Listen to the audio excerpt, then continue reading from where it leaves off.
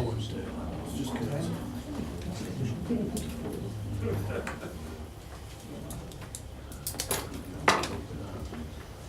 Right, good afternoon everybody. Thank you for coming on to today's meeting of the Planning Applications Committee. As you can see, we are a bit squeezed in the room today. It's like the old days when we used to have all our meetings in here.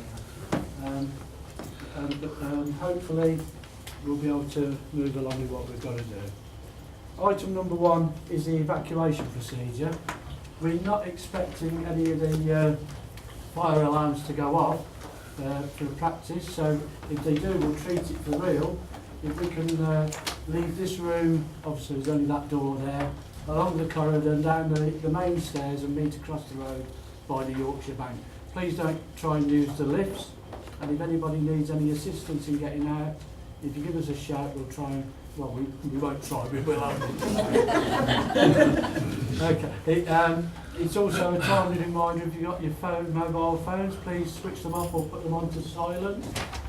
And also to let you know that the meeting is being recorded both by a member of the public, stroke councillor, and all our meetings are recorded by the Borough Council as well and go out on YouTube at a later date, usually a couple of days after the meeting.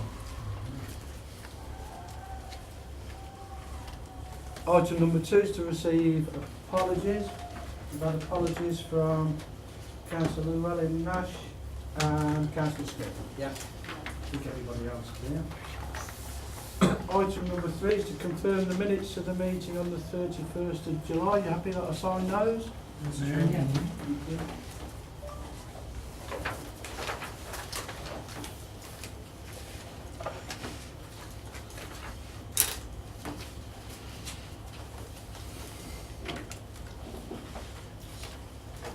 Item number 4 is to receive declarations of disposable pecuniary and other interests in accordance with the Members' Code of Conduct. No?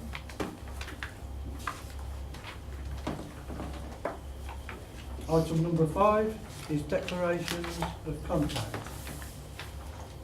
Councillor Sargent. Item number 6, Rinbrook, Nuneaton. So husband Councillor Sargent is by contact, but nothing to do.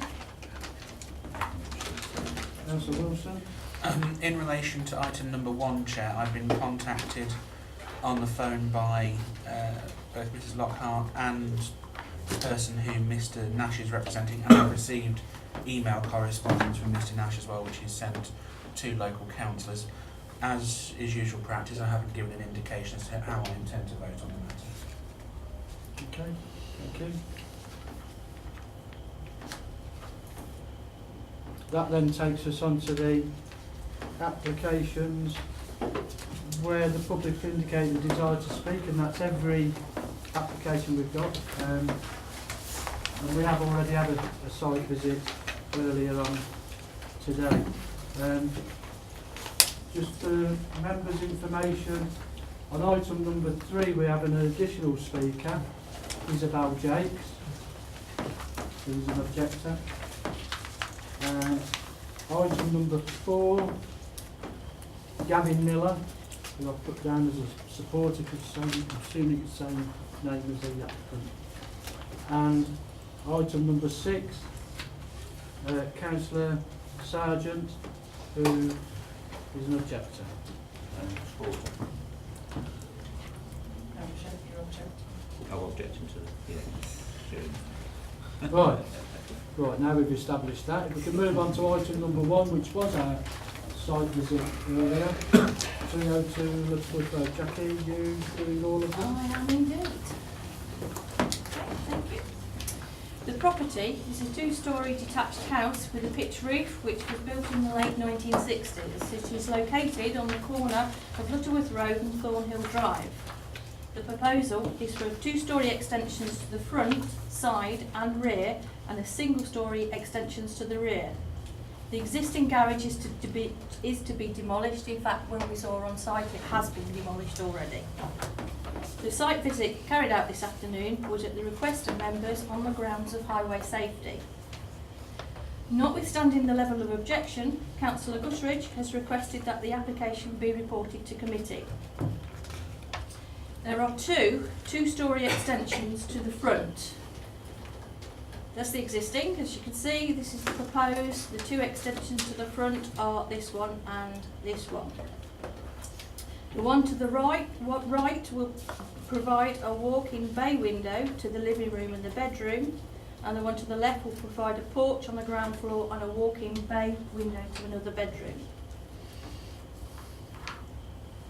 The proposal includes a two-storey side extension and a two-storey rear extension and a further single-storey element to the rear with a flat roof. This is the proposed side elevation to Thornhill Drive. This one is the one that will look on to number 300, the adjacent property.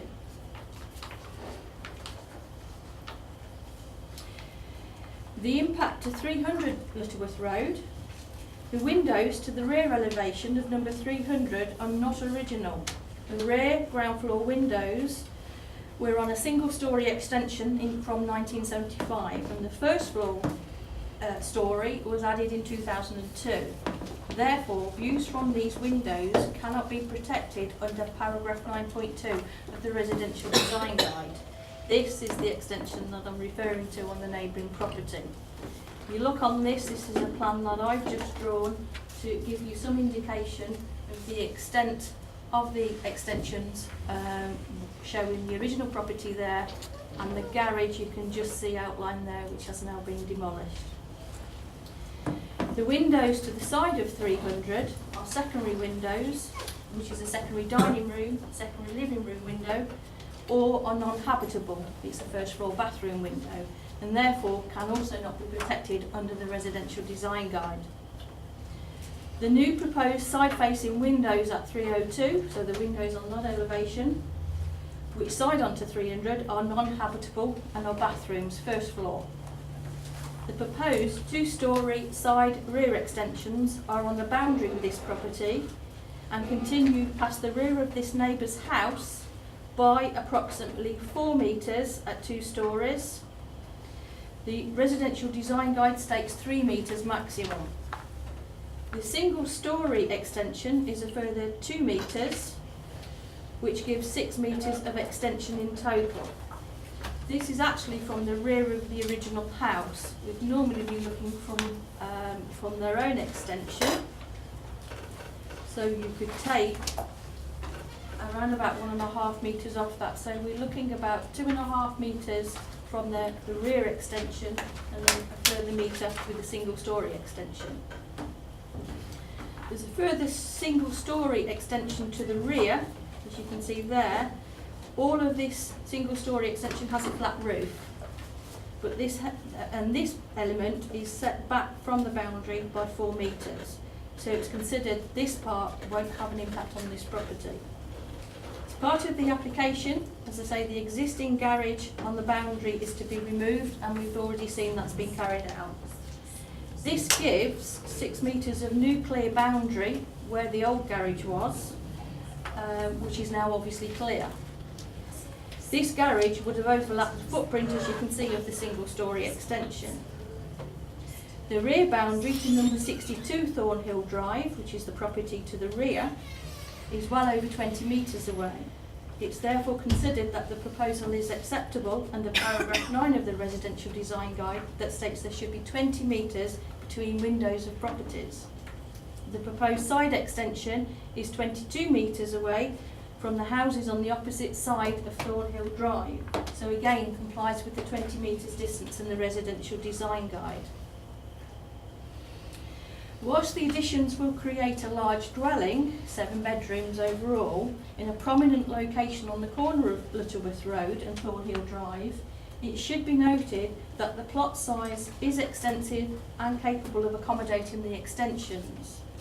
Indeed, the very nature of the surrounding area is characterised by medium to large detached properties with large gardens. Furthermore, Lutterworth Road is flanked on both sides by wide grass footways, and this side to Thornhill Drive is also open and spacious in appearance. That openness that we saw today on site is not to be built on. That is council-owned land. It is considered that the proposal will bring a new, contemporary and updated feel to this property. In terms of the impact on highway safety, county highways were consulted and originally objected on the basis of poor visibility along Thornhill Drive. However, this was due to a proposed detached garage to the rear and a new drive to the rear and a boundary wall. All of these elements have now been removed from the application. The only element for consideration now is the actual extensions which do not affect highway visibility. It is therefore considered that there is no detriment to highway safety resulting from the proposal. Neighbours were concerned about the house being turned into a commercial premises, or with concerns that a larger house would create the need for more parking spaces. We can only consider the application before us, and that is of an extension for the specific use of a residential dwelling. We no longer have any extended car parking standards, but our previous guidance from 2003 stated that 2 to 3 bedroom houses would require a maximum of 2 spaces. We took the average originally on the residential design guide and the car parking standards that this equated to 1.5 spaces per home. However, as I say, this was a maximum, and refusal due to the concerns about parking would be difficult to support at appeal. This is especially important to bear in mind as there are a fairly large existing drive to the front of the property that we saw on the site visit today. In conclusion, it is considered that, subject to the conditions as set out in the agenda, it is considered that the planning balance weighs in support of the application. Thank you, Chair. Okay, thank you. Just before I bring the first speaker in, it was remiss of me, I didn't explain the procedure for speaking. We've seen the first part of it, the officer presents the report, and then we'll take the speakers that are listed on here. Under the Constitution, you're allowed 3 minutes to speak. I will be strict on that. When the timer goes off, I will stop you. That's only so that I'm fair to everybody. That's the amount of time that's allowed. However, members can ask points of clarification, but that's all they are, points of clarification from something that may have been said. Following on from that, if there's anything else the officer needs to come back with, they will do, and then providing it's moved and seconded to enable debate to take place, that's what will happen. The members will debate the matter and hopefully reach a decision. We don't always, generally, mostly we do, but as we've just said, there was a site visit on this one deferred from the last meeting, so occasionally we defer things for more information or for site visits. Okay, thank you. So my first speaker is Councillor Gutteridge. Can I just say as well, because we're so tight in this room today, I'm happy if you want to speak from wherever you're sitting rather than come forward. I'll sit at the chair. Okay. Chair. It's however people feel most relaxed. Oh.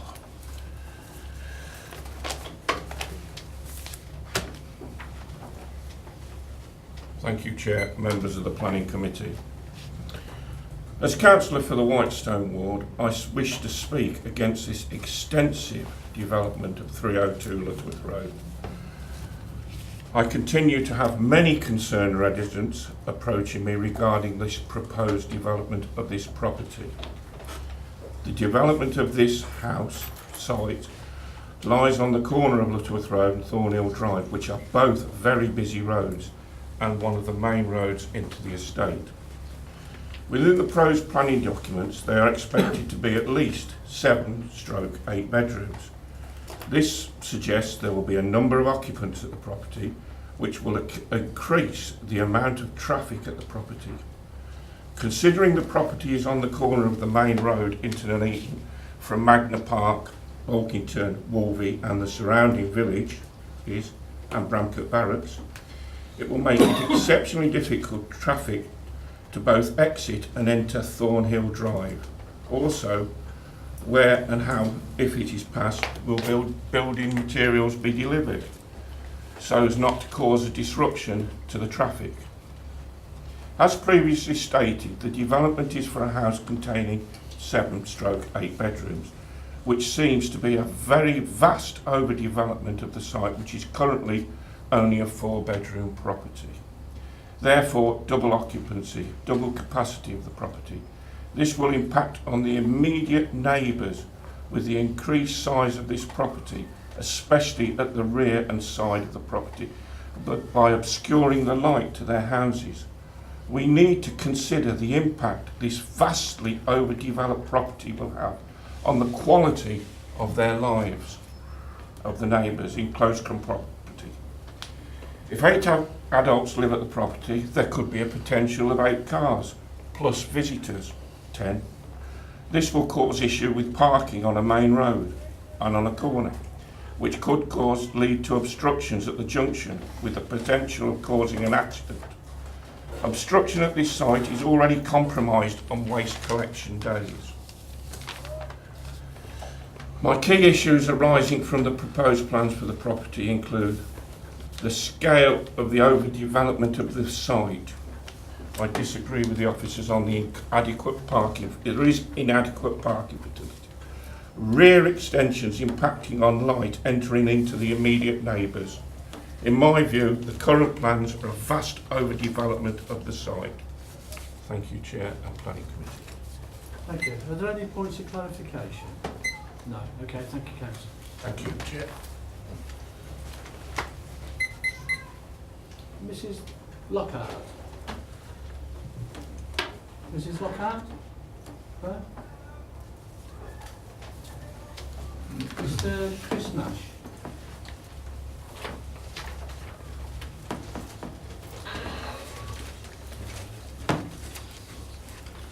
Could I ask if slide 4 could be put up?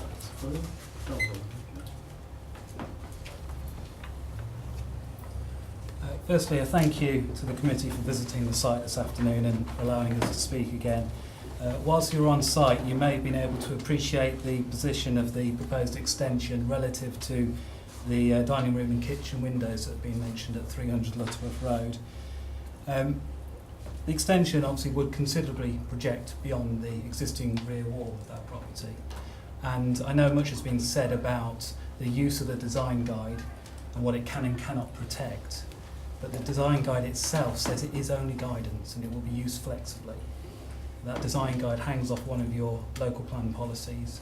It also reflects paragraph 127 of the MPPF, which says, and I quote, it looks at the importance of creating places which promote health and well-being with a high standard of amenity for existing and future users.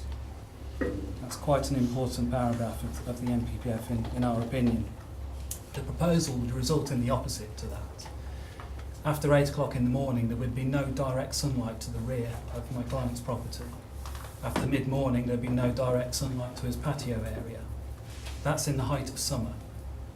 In the depths of winter, there would be no direct sunlight at all, and diffuse light throughout the year would be substantially reduced as well.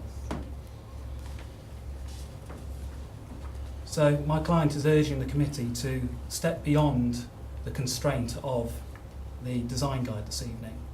As said, that is just a design guide. It does not stop the judgment, the professional judgment to be made that actually amenity needs to be considered on its merits, which with each site individually different and requiring that judgment. We have a situation here where my client would be subjected for the rest of his time in that property, and future occupiers of that property would be subjected to the same poor standards of living conditions.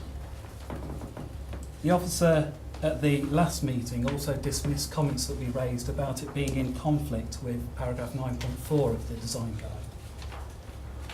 The design guide quotes habitable room windows above ground floor which overlook neighbouring private community space shall be at least 7 metres from the boundary.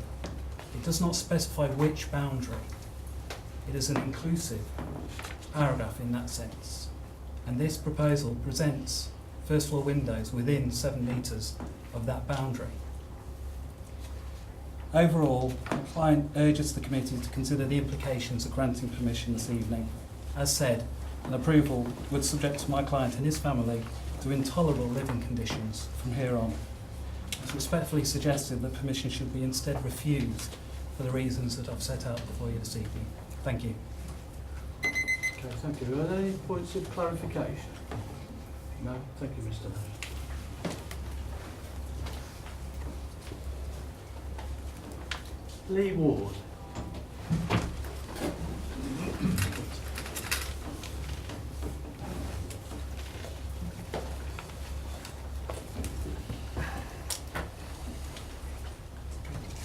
Clock will start on you then. Mr Chairman, thank you for the opportunity to speak in support of this application. My name is Lee Ward of Hayward Architects, the agent for the client for the application. We were appointed by the client to remodel the existing house into a family home for his children and grandchildren. Our client is a local business owner who wants to settle in the area for the foreseeable future and requires a house to meet his needs.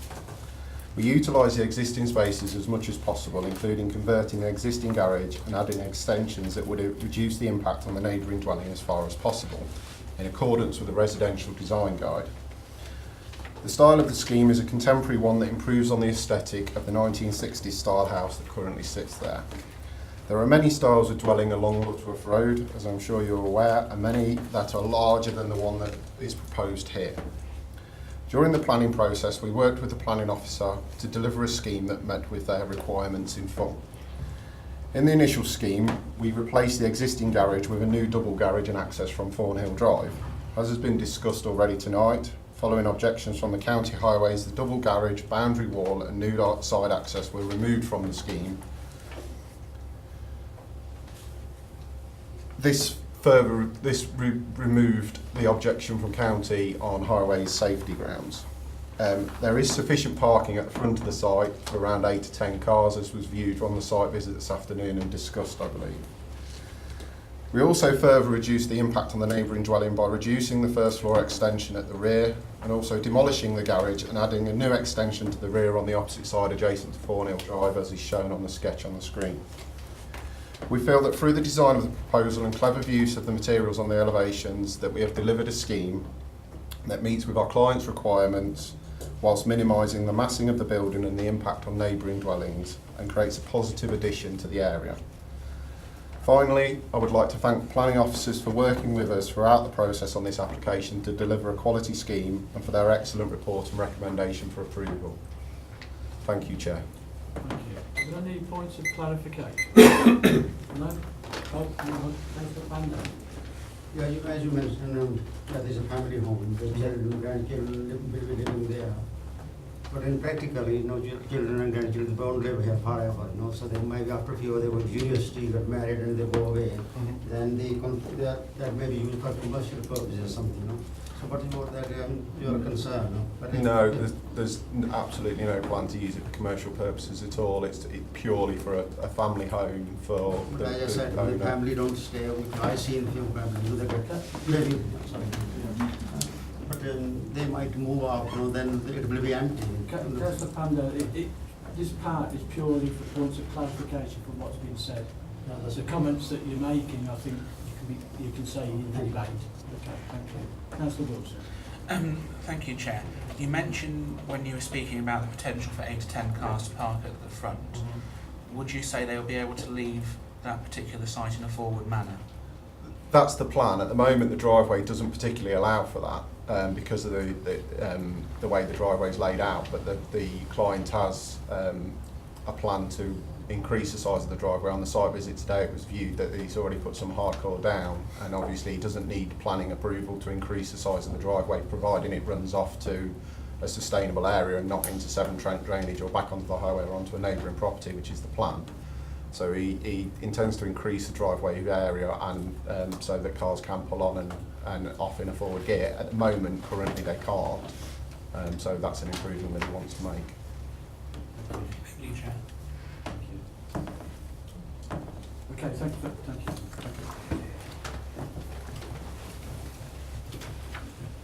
Anything you need to come back on at the moment, Jackie?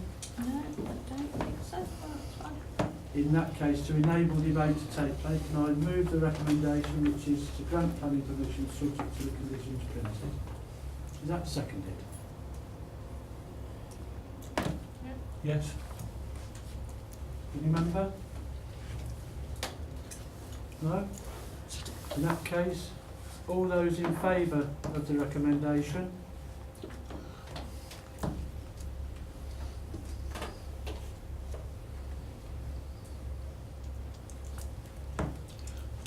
And against? And abstentions?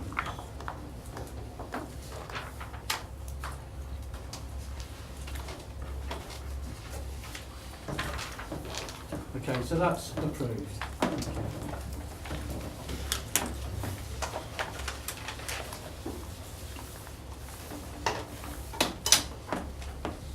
That takes us on to item number 2, which is the site rear of White House, Borough, Higham Lane.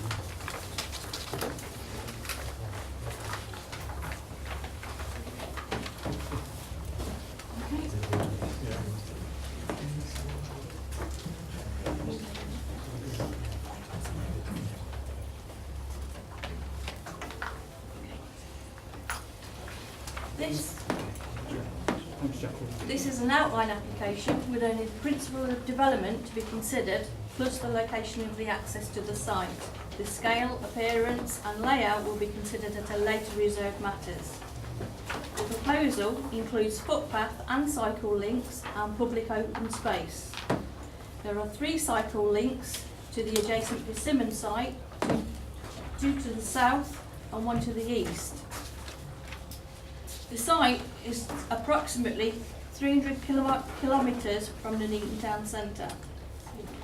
The site is on the corner of Higham Lane and the A5 Watling Street, and to the side and rear of White House Cottage, and access to the north of White House Cottage. To the south and east of the site and adjoined to it is the now approved Persimmon site. This is this area that we're referring to here. The Persimmon site is approved for 453 houses.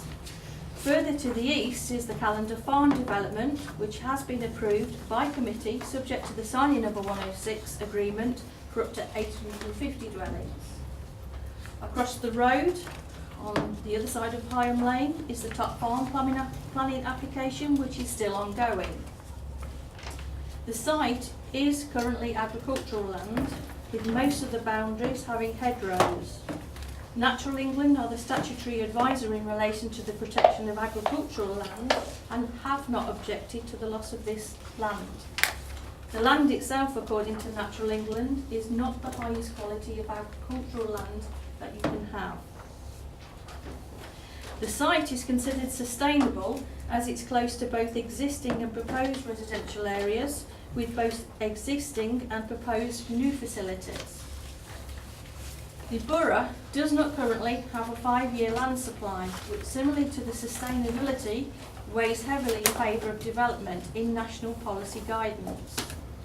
The land is currently designated as ENV3 countryside in the current local plan, which is a designation where development can be considered where there is a demonstrable need, which clearly there is in this instance. The land is also directly bounded by the proposed strategic housing development of HSG1 in the emerging borough plan. The land was originally designated as a landscape buffer to the A5 in the emerging borough plan. However, at examination, whilst the planning inspector did not disagree with this, he considered the size of the borough, the buffer, was not justified.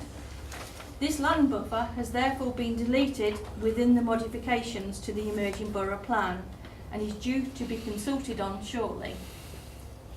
Notwithstanding this, the site can be designed so that plain open space still provides a landscape buffer to the A5, which is similar to the approved Persimmon and Calendar Farm developments. The applicant is keen to forward this site for development as soon as possible, and has asked that the standard expiration time on the decision notice is reduced. That's condition 2 on your agenda. Therefore, in relation to the site's sustainability, housing land supply, deliverability, the need and the land designation, the site is considered acceptable and in keeping with local and national guidance. In terms of residential amenity, the master plan suggests that the site can accommodate the number of houses requested and still comply with the borough's residential design guide. In terms of highway safety, Highways England and County Highways have both been involved during the application process and have scrutinised the submitted transport assessment, and both have no objections subject to conditions and a 106 legal agreement. Due to other proposed development within the area, County Highways has received an agreement for funding from the Department for Transport to support capacity in the area. This includes the removal of the former railway bridge over the A47 Hinkley Road and to support capacity enhancements at the A47 Hinkley Road, the Longshoot and Eastborough Way roundabout junctions. Where funding has not been provided by national government, it is proposed to be funded via the new developments, this being one of them. The charge for each development or for each dwelling is currently levied at £3,305 per dwelling, equating to, on this site, £661,000 for this application. That is if all 200 houses are applied for at reserve matters. The monies will be utilised for the A47 Hinkley Road, Higham Lane and A444 Leicester Road. The total fee requested for this part of the development is £500,000 and a further £161,000 for works to the A47 Hinkley Road, Higham Lane. Both these amounts have been agreed with the developer. A further £150,000 has been requested and agreed to improve the bus frequency within the area. Bus stop provision will also need to be agreed via either in Section 38 or Section 278 with the Highways Authority. Highways have requested a payment towards cycling infrastructure of £89,500. Highways acknowledge and recognise that this request is not technically SIL compliant as it's some distance from the site and therefore not directly related to the site. The applicant has recognised it's not SIL compliant but nonetheless has agreed to pay this amount.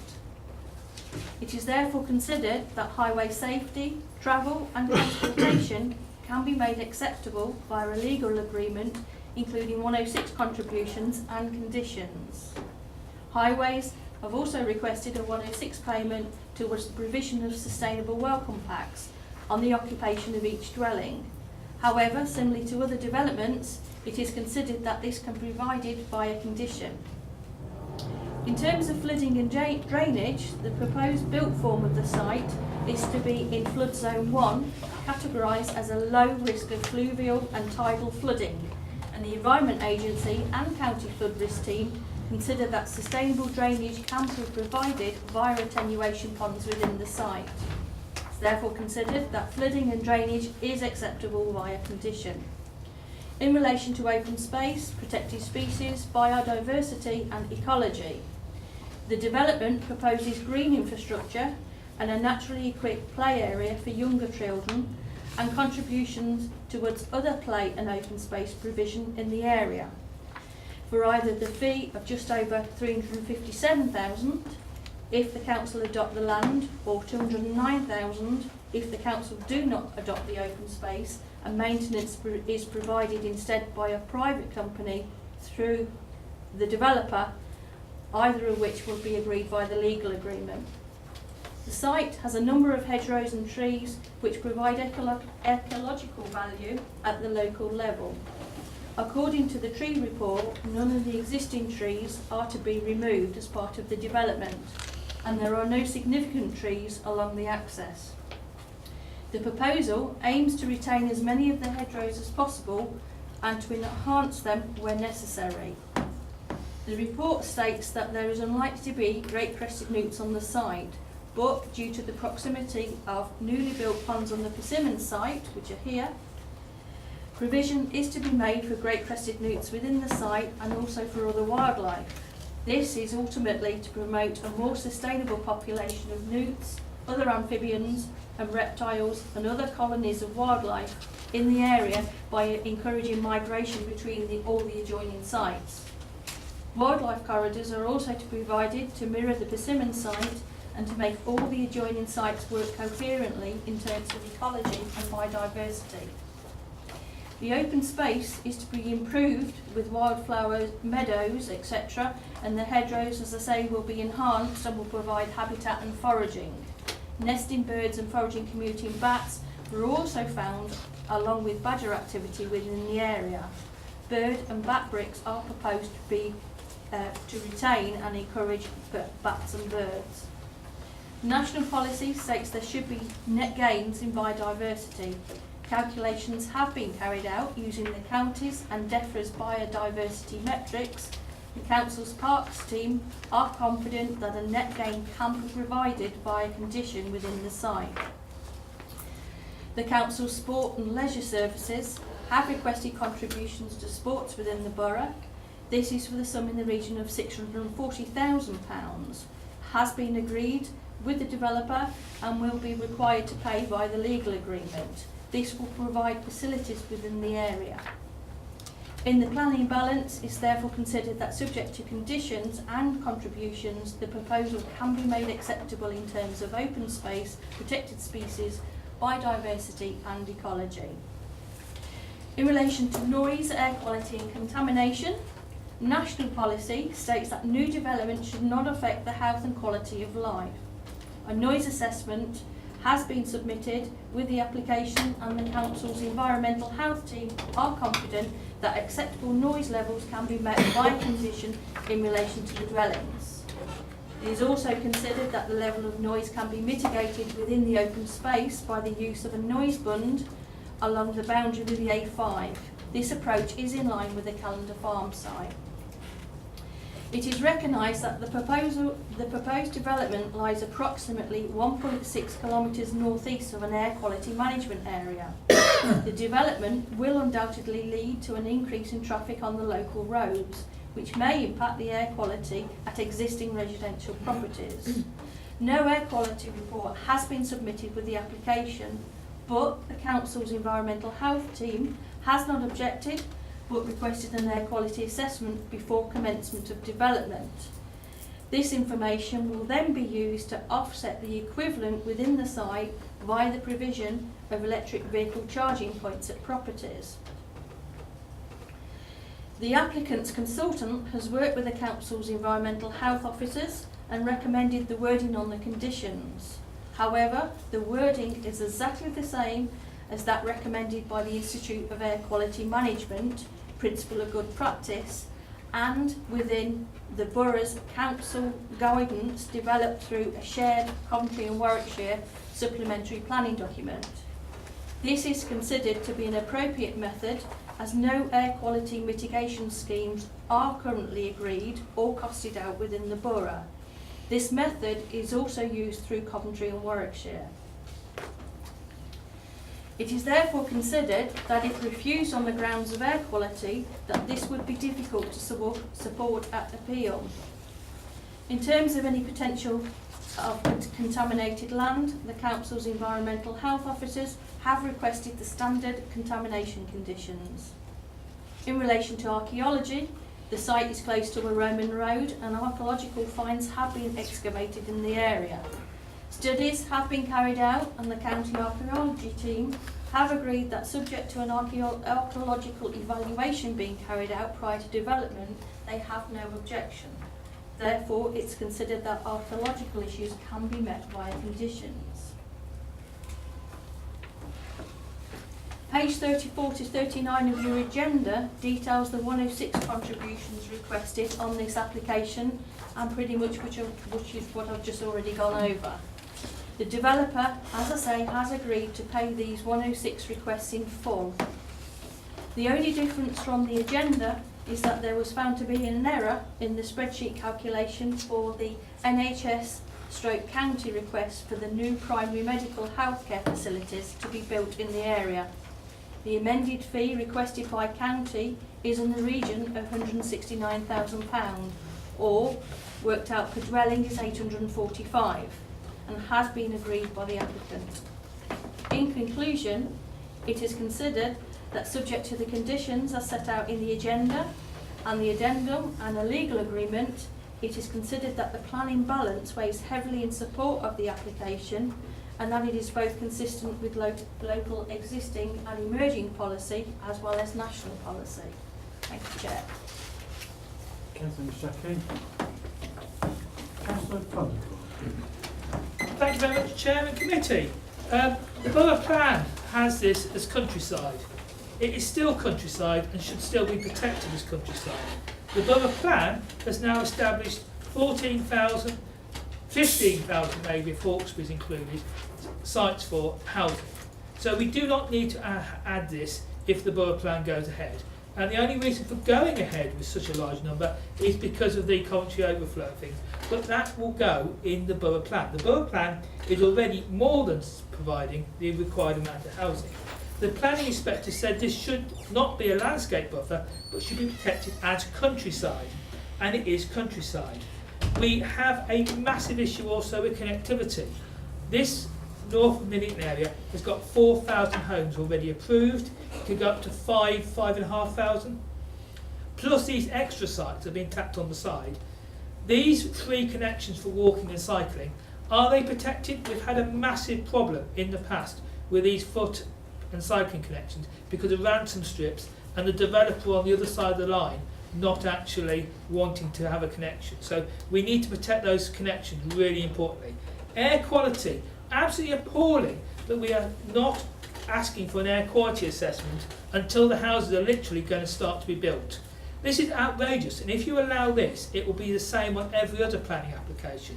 The air quality in Bedworth and Nuneaton will be left as a last minute thing to be looked at the last minute. You cannot possibly say the mitigation is enough because electric car charging points do not reduce pollution until people have electric cars and a large amount of the fleet has changed over. We need to do an air quality assessment now. We need to do it before it has detailed planning application status. Otherwise, we cannot mitigate. We have things we need to do to make the air quality better. Then there's public safety. The bit of Higham Lane it's on is a 40 road where people accelerate to 50.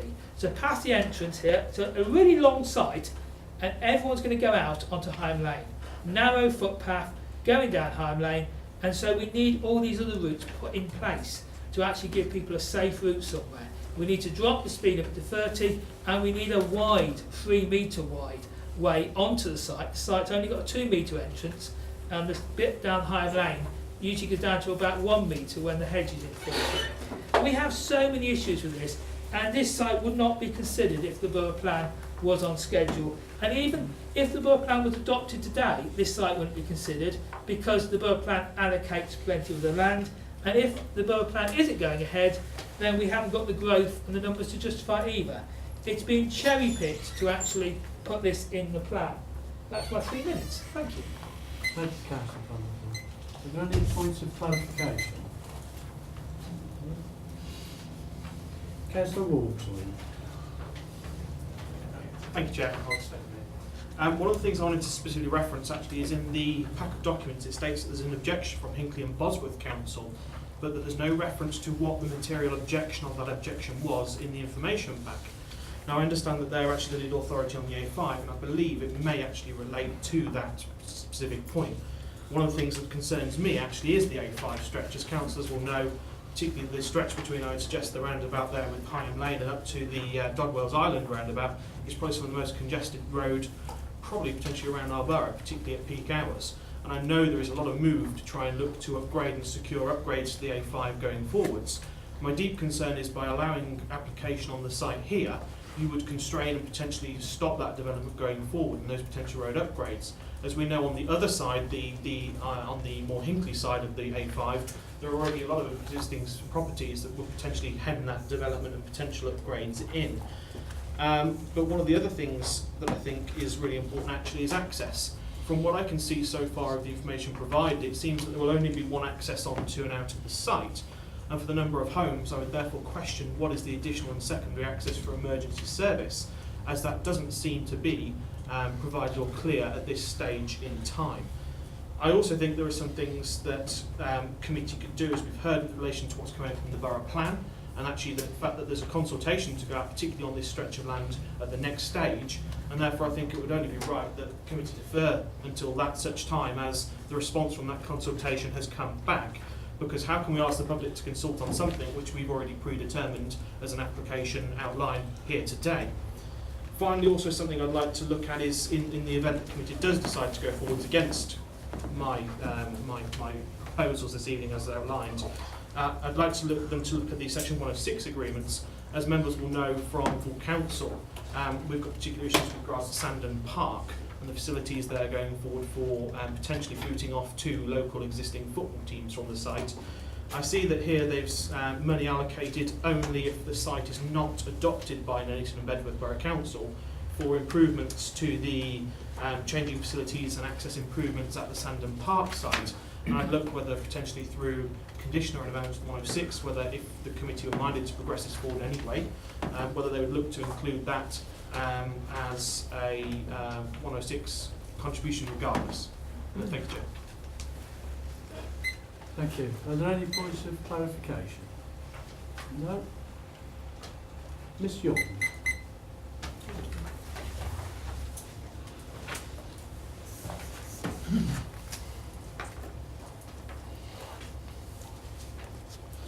Chair, members of Planning Committee, good afternoon and thank you for the opportunity to present to you. My name is Catherine Young and I act on behalf of the applicant, Richborough Estates, and the landowner.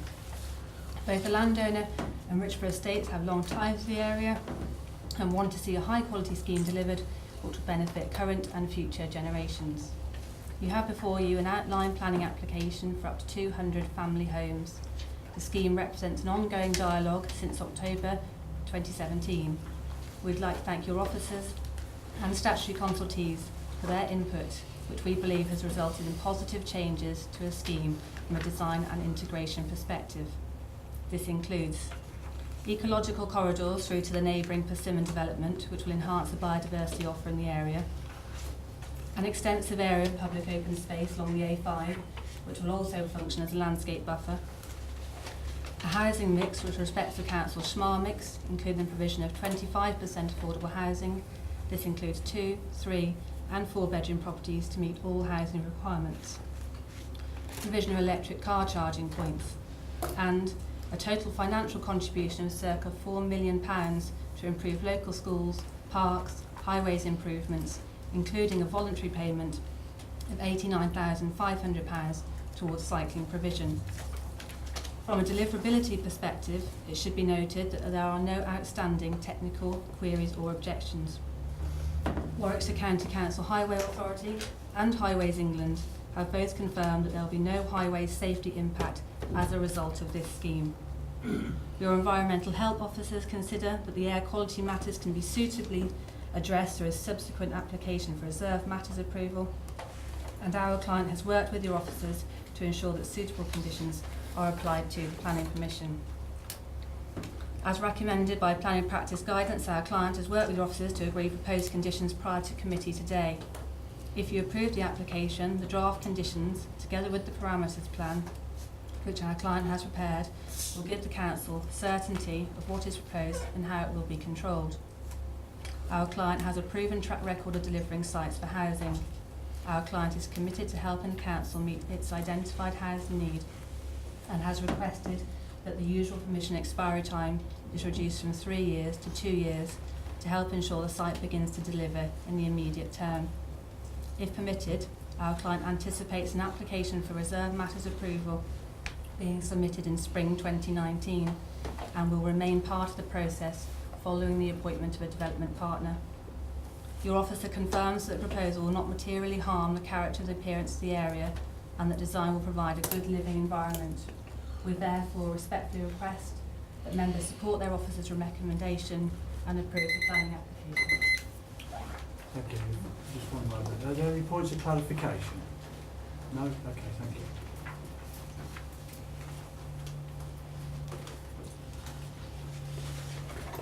Jackie, anything you need to come back on at the moment?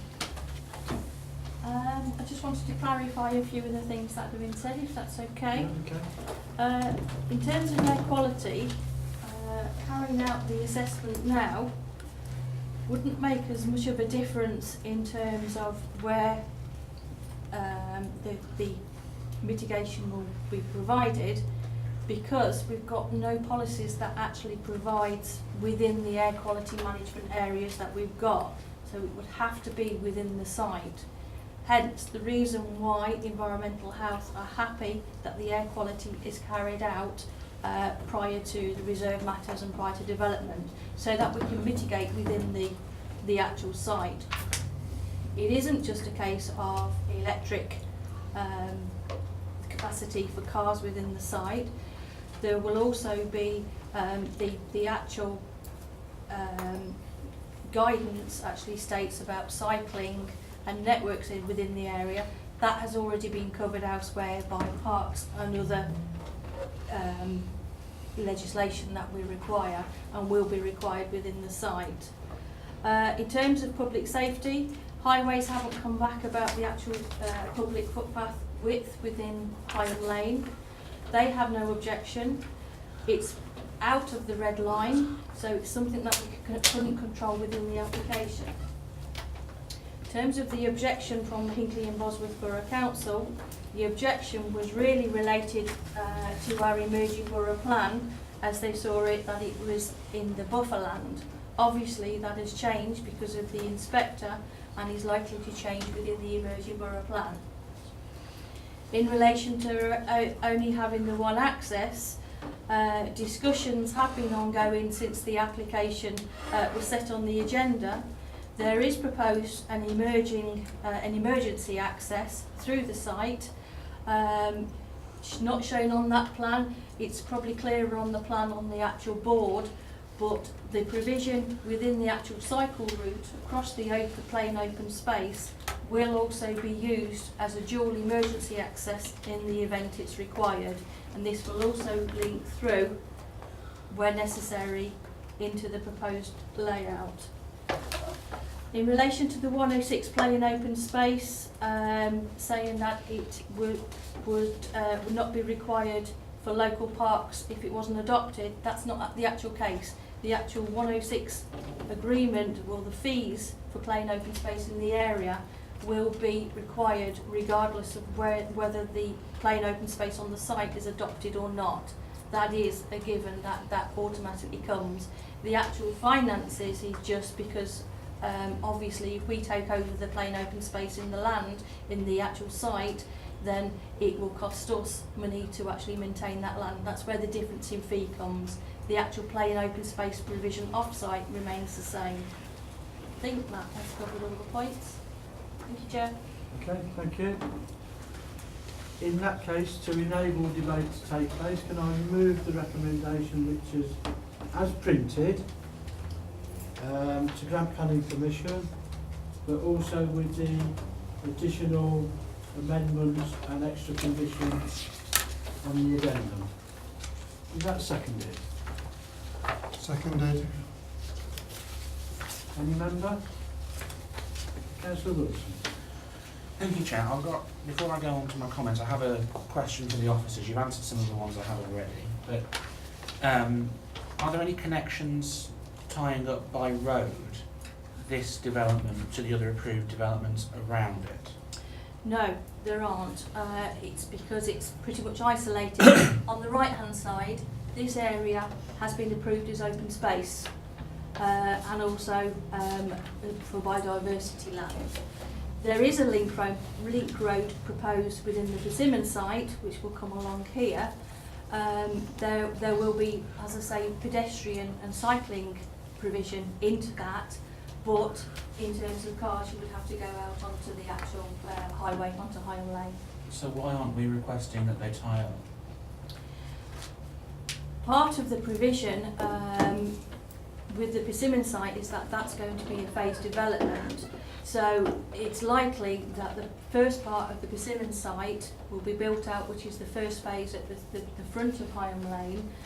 This is likely to be built out probably a lot quicker than that. So for a road to have to, from this site into Persimmon site, it wouldn't be ready in the Persimmon site quick enough for this site to proceed. Highways haven't requested a secondary access, which is probably the most important part. They were happy with this sole access, providing there's an emergency access as well. Thank you, Chair. Well, I understand the answers that you've given, but if I'm considering an outline stage and outline only, Yeah. I hate it when they give us indicative drawings. And I hate it especially when they put play areas and walkways closest to the A5 as well. So when it comes back, I would hope that gets changed if it is approved tonight, because I would vote against it on that basis as well if that was there. But if I'm looking at outline only, it has to be whether I consider it to be sustainable. Yeah. Now, with all the other developments going on in that area, we are already massively changing the character of Weddington St Nicholas. I don't think it is sustainable to have a development of circa 200 houses which doesn't tie into the facilities and amenities easily of all the other 4,500, 5,000 houses we're proposing to put in that neck of the woods. To me, that isn't sustainable. And it also isn't sustainable to have only one access into and out of 200 houses, particularly at that junction where you are very close to the Watling Street and Higham Lane, which is busy at the best of times. I think that isn't sustainable either. Now, I understand the answer you've given about how the timings won't coordinate between Persimmon and this development. My response would be, and what residents would say is, why should I care about that? Because I'm considering whether this is sustainable as a whole. It's your fault and the developer's fault, and the fact the council hasn't got a borough plan and a strategy in place that doesn't all tie up. Why are residents being made to suffer, and we are ending up passing potentially bad planning? That's how it looks like to me, bad planning. And I'm sure that's what, if I was to go and knock on the doors on the areas around there, that's what they would say too. They might accept in the end that you've got to have these developments. A lot of them at the moment won't say that. But then, if they could see at least, if they can get to the other shops, the other schools, the other play facilities which are being proposed in and around that area, at least it starts to then mitigate the impact and harm you're having both to the existing residents and the new residents.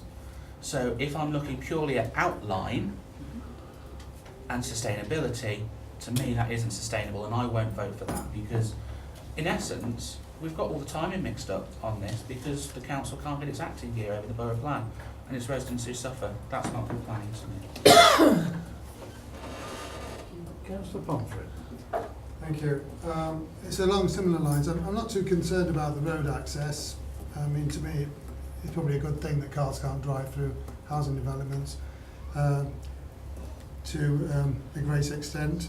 What I've been looking at is the plan in the agenda on page 49, where it's got pedestrian and cycle access down as indicative, which to me means it might be there in the end, or it might not.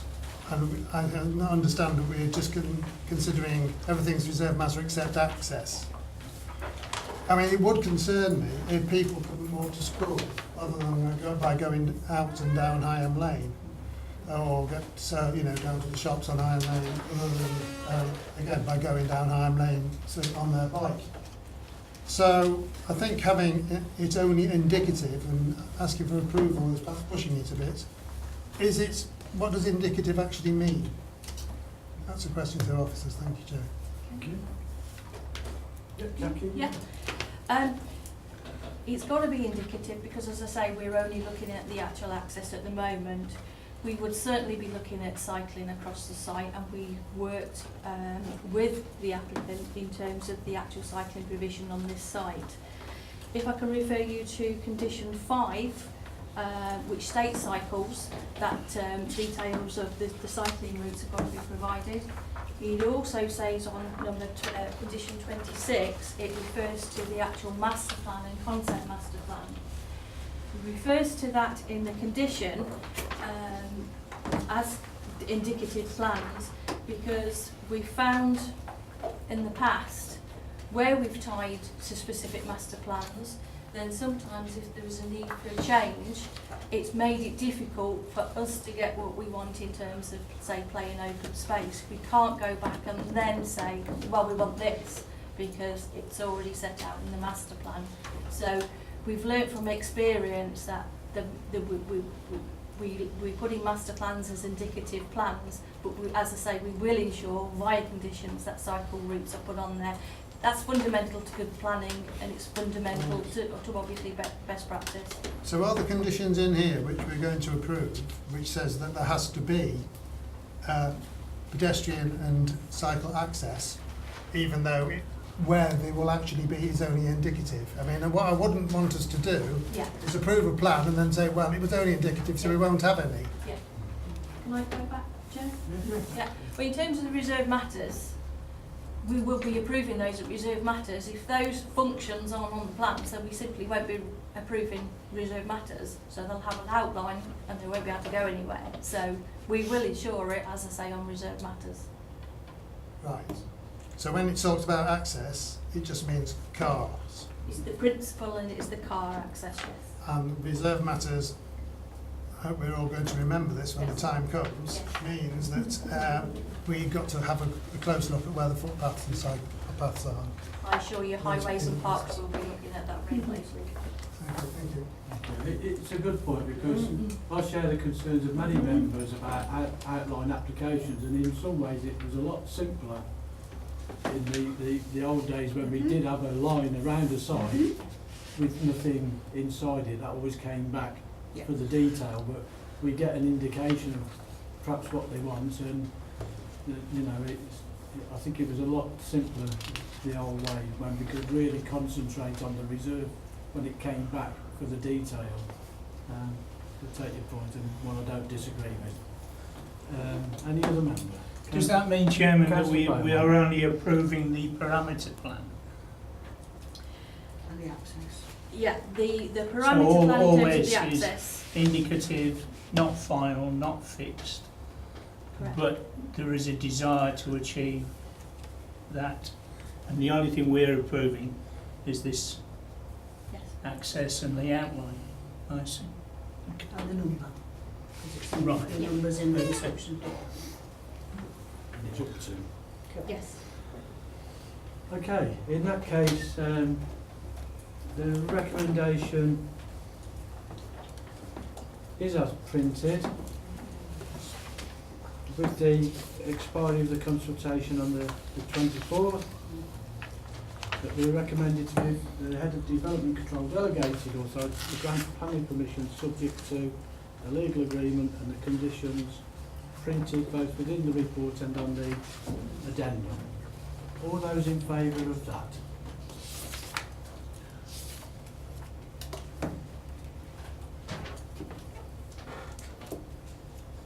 Against?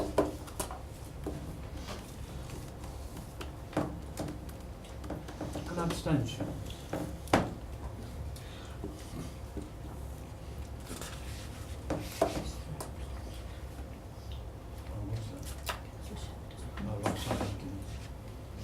Anyway, regardless of the abstentions, that makes it four for the recommendation and 4 against.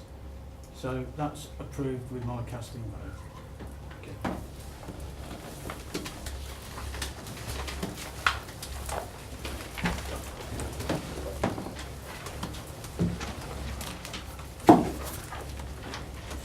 Okay, if we can move on to item number 3, please. New Road, Ashfield. Sorry, Jackie, I'm taking the time.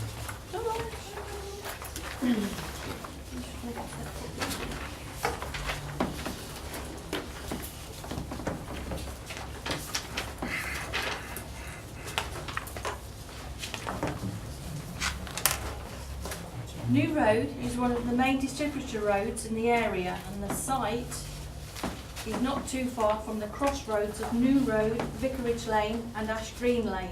Ash Green School is fairly close to the site, and also some local shops on Ash Green Lane. There are also bus routes in the area. The site is currently a mixture of timber, concrete, stone, brick and corrugated iron buildings serving as former farm buildings, now largely dilapidated. The original farmhouse on the site is still standing. New Road is to the north, and to the east is the play area. Play area there, this is New Road along there. On the other side of the road and also beyond the play area are residential properties of a mix of houses and bungalows, semi and detached properties and a static caravan site. The site is approximately 0.9 hectares with approximately 70% of the land being previously developed. Part of the site is within the greenbelt. The number of dwellings has been reduced down to the creation of 10 dwellings, which includes 5 bungalows and 5 two-storey houses. 3 of the bungalows are within greenbelt. Notwithstanding the level of objection, Councillor Damon Brown has requested that this application is reported to committee. The issues to consider are shown on the PowerPoint in front of you. In terms of the principle of development, housing land supply need an openness to the green belt. The site is within the urban area of Ash Green and is therefore an appropriate area to develop. As stated previously this evening, there is currently a shortfall in 5-year housing land supply, and as this is a sustainable location, the NPPF clearly states that there is a presumption in favour of development. Part of the site, shown in green, just there, is the greenbelt area that I'm referring to. This is the actual site here. That's the site boundary. Policy ENV1, greenbelt of the current local plan, states that limited infill and the development of brownfield land is acceptable as long as it does not have a greater impact on the openness of the greenbelt. There is no doubt that there will be an impact, an increase of floor space, if the application is approved. However, in order to minimise the openness to the greenbelt, as I say, the properties within the greenbelt are proposed to be bungalows. The greenbelt line is a fairly arbitrary line which skirts the line of the plain open space, but then transacts the application site into 2. The greenbelt area possibly being paddock land at some point. The southern boundary of the site, there, is proposed to be retained and enhanced to provide a new defensible greenbelt boundary. Over 50% of the existing greenbelt, so that area there, is to be seeded as wildflower meadow. National policy states there must be special circumstances to develop in the greenbelt. The applicant has submitted a viability assessment that has been independently audited by the council and which states that due to mitigation required on the brownfield site, the 3 bungalows are necessary in order to make the scheme viable. This has been confirmed by our independent evaluation officer. In addition, valuations are carried out to reflect larger developers, and the applicant has cited that it does not reflect the overheads of smaller house builders. In conclusion, the site is sustainable and the need for housing supply is well documented. However, there's no doubt there will be an impact to the openness of the greenbelt, but this has been reduced as much as possible whilst maintaining the viability of the scheme. In relation to residential amenity, there are a number of objections about overlooking of existing properties. However, since the scheme size has now been reduced, the only impact to existing properties is across the public footpath and the highway of New Road. So it's only onto these houses across the road now. These neighbours opposite did have concerns about overlooking. However, these houses are set fairly well back from the road, and the new proposed houses are similarly set fairly well back off the public footpath, with a distance of between 28 to 45 metres between the windows of the existing properties and the windows of the new dwellings. The residential design guide states that the distance of between windows is 20, so therefore it's well met. The design guide states that the distance can be reduced further across a highway. In summary, the design clearly exceeds these standards. Distance standards are also met within the site between the new houses. In relation to visual amenity, the proposal has been designed taking into consideration the character of the area, and the brickwork is proposed to match as closely as possible to the area. Features include gables, bays, brick arches to window heads and other brick detailing. In summary, it's considered that the residential and visual amenity is more than satisfactory to provide a cohesive development. In terms of highway safety, additional information was required during the application process, and County Highways are happy in terms of highway safety subject to the conditions.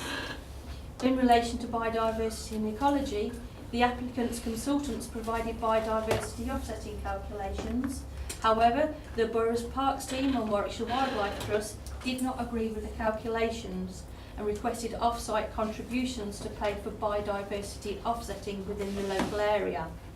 The applicant declined this option and has agreed to enhance the hedgerow on the southern boundary and provide a wildflower meadow, which is what I've just mentioned here. However, Parks and Warwickshire Wildlife Trust still maintain their objection, but officers consider that the enhancements will provide a coherent ecological network in the area.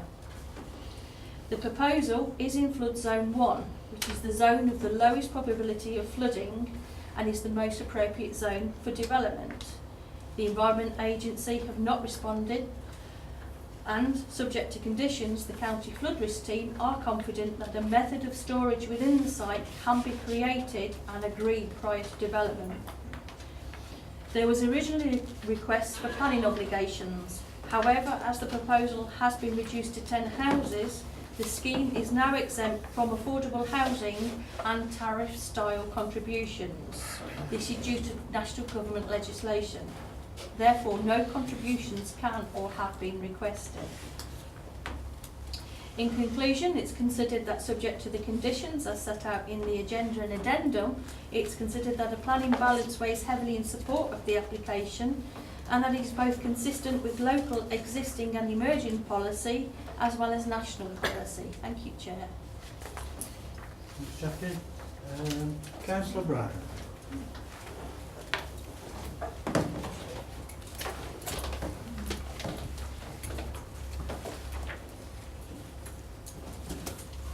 Thank you, Chair. I'd like to thank you and your committee for allowing me to speak on this one. I've asked to speak about this as an advocate for local people in the area because I want to ask the committee to support the application and grant permission for this application. Simply put, Ash Green's a popular village. People like living there. People want to move there. And this development will enhance Ash Green. It's been brought forward by a well-regarded local developer who has a track record of building the sort of houses that people want to move into. You only have to witness their development at Smorrel Lane, the one at Bulkington, the one at Furlongley. These developments that are highly regarded and sell out quickly. In my day job, I see numerous layout plans from all across the country for small sites, large sites. Have to say, this overall, the revised development plan, I would say is very good, and it's actually a credit to the area. The developer's shown great flexibility, as you've seen. It was originally for a large number of houses. It's been reduced to accommodate the objections that people have made. It includes bungalows to mitigate the disruption to any outlook from neighbouring properties that are also bungalows. The fact that it includes bungalows is really good because they're very popular in Ash Green. It does include a small area of greenbelt, as we know, but as I say, that's permitted for infilling in village areas by the planning policy framework. And being pragmatic on this one, you know, I do note the concerns about the greenbelt. I do note the concerns about the comments about roads, the access at New Road, it being a busy road. But the majority of the problem on New Road, if anybody goes along there, it's very localised at specific times of the day when people use it to park illegally, as it were, for access to Ash Green School. The rest of the time there's not really a problem. And I think whilst we note those concerns, those concerns are really a separate issue and they're not related to this development. So they could be set aside. Similarly, a lot of the objections that were received at a time when the development was for a larger number of houses anyway. And I'm sure if we were to consult again now, we would find that there would be a different outcome. I've certainly been contacted by people who think this is a good development, notwithstanding the access and the greenbelt issues. So from that point, I would really encourage everybody to support this particular development. We do need houses. We do need houses in Ash Green, and these houses will be a credit to the area. I would foresee that if it goes ahead, the people who live in New Road already will enjoy the outlook, which is a vast improvement on the derelict site that's there now, and two, do up their own properties to match probably. The other final thing I would say on this is it would give security to the boundary of the park and make it be overlooked rather than be surrounded by a derelict site. Thank you. Councillor Pratt. Just one moment. Is there any points of clarification? No? Okay. Thank you. Isabel J.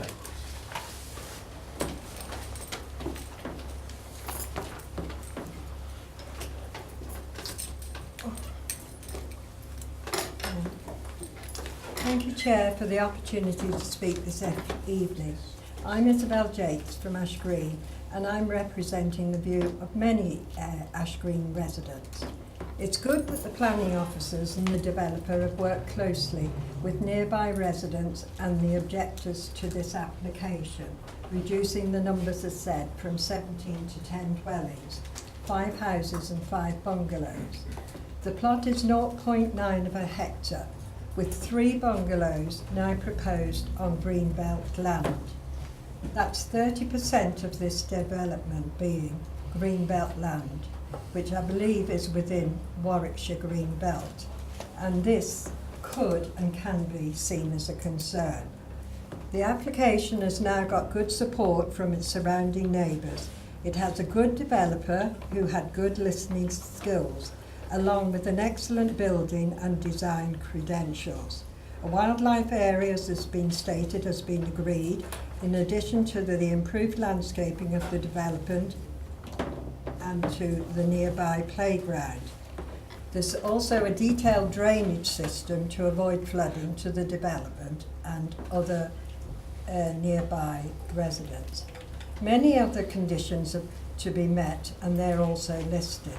However, the committee should be mindful of the extra traffic issues and the rise of the land and the road in relation to this proposed development. We can't just put aside previous traffic accidents, incidents and actually fatalities. They just cannot be put aside lightly. This development will have a through road from Kersley Village via Ash Green to Bedworth, and therefore will have a further impact on the surrounding main and subsidiary roads. Also, can the committee please think about other current and proposed planning applications which also want to build on greenbelt land in Ash Green. This will definitely change the environment, the air quality, with added effects on residents' health. There's the impact of our roads becoming even more gridlocked. There's also the issues of oversubscribed schools and doctors' surgeries, plus the impact for the health and traffic from the addition of a 4th lane being constructed on the M6 J3 Junction 3 motorway alongside Ash Green. These can't just be put aside.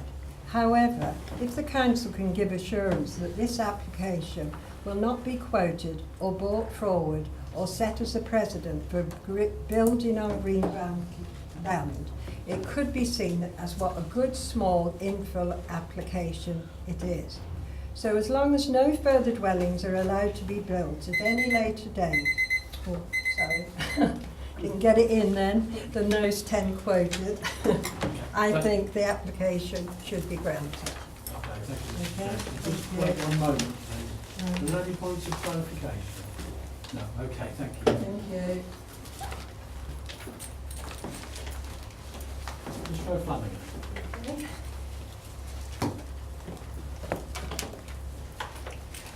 Dear Chairman and members, thank you for the opportunity to speak in relation to this application. First of all, I'd like to touch on the history of the site. When we first looked at this development, we had a pre-application with the planning department for 28 dwellings.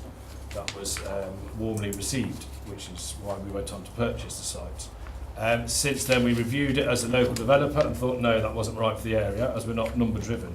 Our research showed detached properties for the school and bungalows were in demand, which is why we revised the scheme for 17 dwellings. As part of the application, it came to light that obviously we were affected, part of the green belt and some of the neighbours on Flood Road, and the Section 106 costs and 25% affordable just made the scheme inviable. We then readdressed the scheme for 10 units, which we felt, again, 5 bungalows and 5 houses was again the right scheme to go with. I must also remind people that the current access is used as is a commercial farm. So if you think we are reutilising current access, that actually is still a farm. So vehicles, commercial vehicles, could be still coming and going from that farm. As part of the application, where we are today, we've also had various meetings with the county highways they've raised, and we've overcome those objections. The proposals seek to include 5 number bungalows, that is 50% of the development, allowing for homes for the elderly and for people with disabilities through single-storey living, delivering a product not generally brought forward by national developers and thus responding to local needs. These have been strategically placed to the boundaries of the site to minimise the density of the development. The site is predominantly brownfield, and the proposed development increases the floor space by just 23.5% above what's already there. The current buildings on site represent a long-established built form, therefore views of the site have for many decades included buildings. Britain has seen its population of small house builders shrink by 80% in a single generation, as a market dominance has passed to a group of major players. In 1988, small builders were responsible for 4 in 10 new builds, compared with just 12% today. And it's sites like this that need to come forward if local developers are still to exist. Finally, I would stress that O'Flanagan Homes is a small local business, and that we now own the site, having bought it on the receipt of receiving pre-application advice. What marks us out from many other competitors and even national house builders is our approach. Every project is truly bespoke, unlike so many developers that are generally driven by numbers and profits. I would like to personally thank you for allowing me to speak in support of the application, and hope you will support your officer's recommendation for approval. Thank you. Thank you. Are there any points of clarification? No. Thank you. Joanne Russell.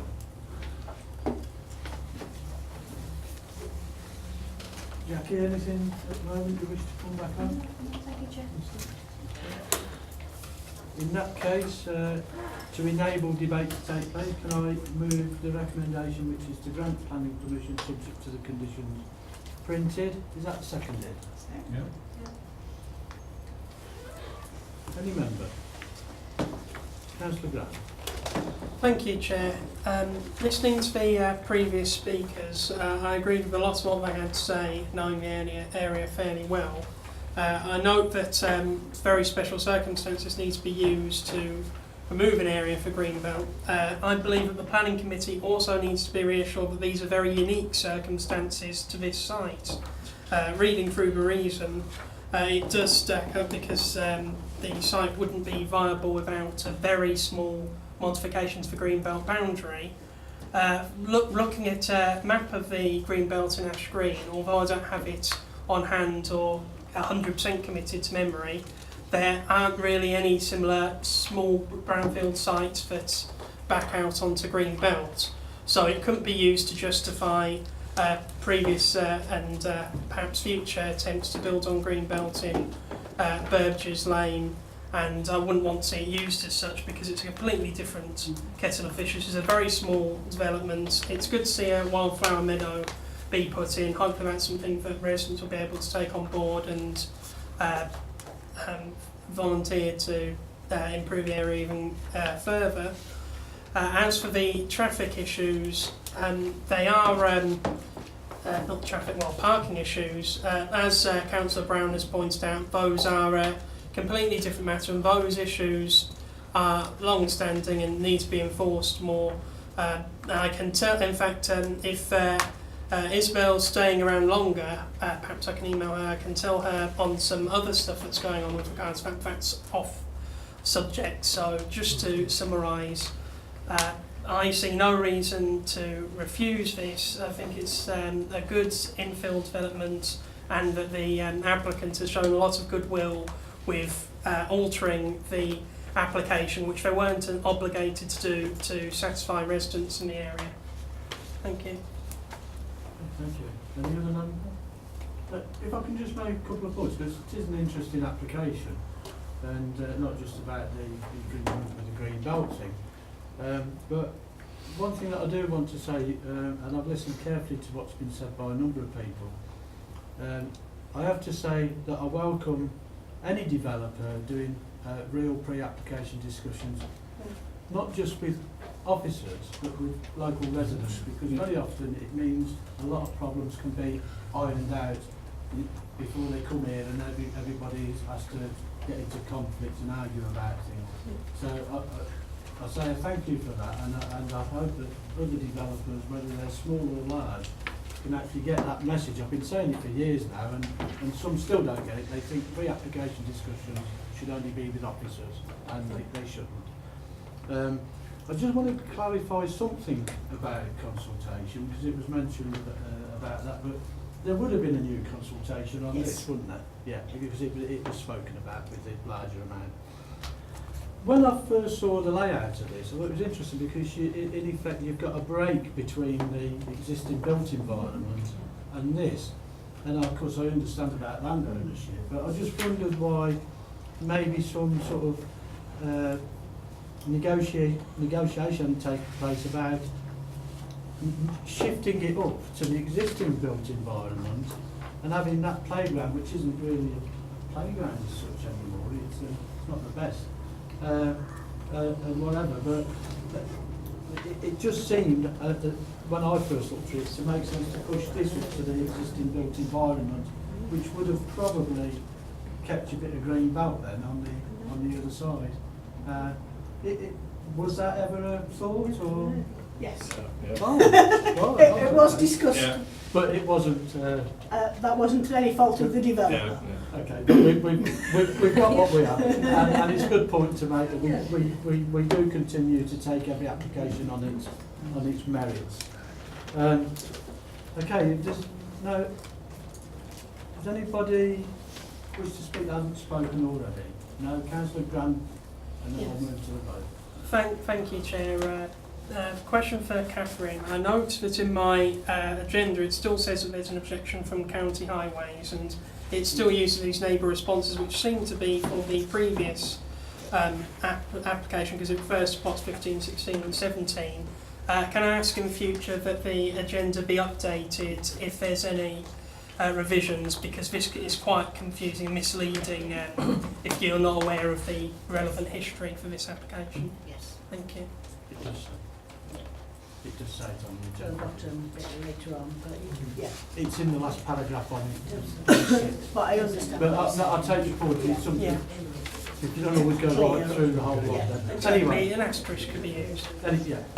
Anyway, the recommendation is to grant planning permission subject to the conditions printed, and also the amended condition on the addendum. All those in favour of that?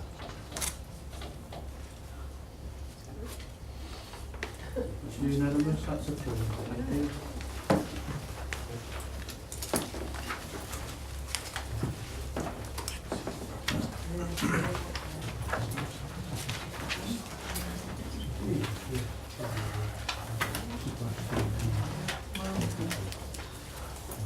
Move on to item number 4, please. Land rear of Borough Road, Nuneaton. Thank you, Chair. The proposal is for 4 individual residential care homes for children. It's class use C2 and includes facilities for these residents and for landscaping works to the area around the homes. The application was originally for 3 residential care homes and a secure residential care home, which is class use 2A. This secure element has now been omitted from the proposal. The site is accessed off Wagstaff Drive and is a gated complex. The existing community facility is a brick and timber building with dormers facing into the site. That's the existing community facility. That's Isle Hill Road there. This is Wagstaff Drive there. The site has fairly dense vegetation to all boundaries. The existing site already includes gravel, grass, a shed, polytunnels and pond in the centre. To the north-east is the Shuntings pedestrian footpath connection link. To the north-west is the rear boundaries of houses on Plough Hill Road and the residential complex of Stretton Lodge, which is there.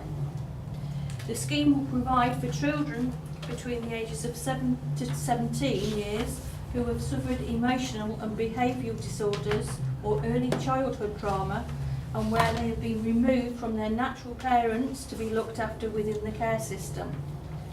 Councils always try to place children in the first instance with foster homes. However, there is a shortage for such homes and a high demand for high quality residential care for the short-term care of children is necessary.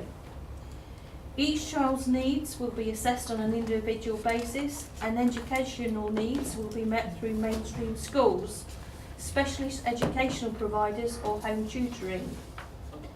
The community facility already on the site is to be maintained, but is also to be used to support the residential care homes. Notwithstanding the number of objections, Councillor Kazane has requested the application be reported to committee. The key issues are shown in front of you. In relation to the principle of development, the NPPF establishes the need to provide sustainable development for all social needs, and the site is considered to be within a sustainable location and in close proximity to schools, a bus route and the local centre of Chapel End. The land is designated as ENV2, Area of Restraint, and ENV3, Countryside, of the existing local plan. The inspector intended that these designations provide greater flexibility and would serve medium and longer term development needs where a 5-year housing supply could not be demonstrated or provided within the urban area.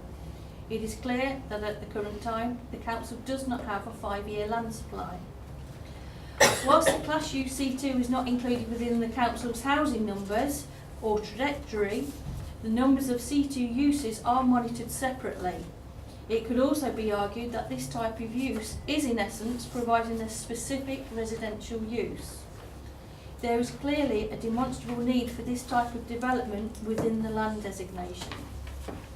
In reference to landscape character, the landscape character designation does state that the landscape should be conserved and enhanced as a whole.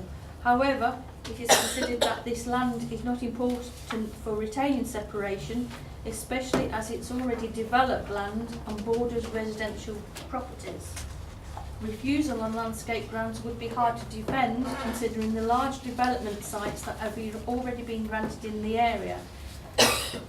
In relation to residential amenity, the proposals are over 100 metres from properties on Plough Hill Road and over 40 metres from the rear boundaries and 60 metres from Stretton Lodge.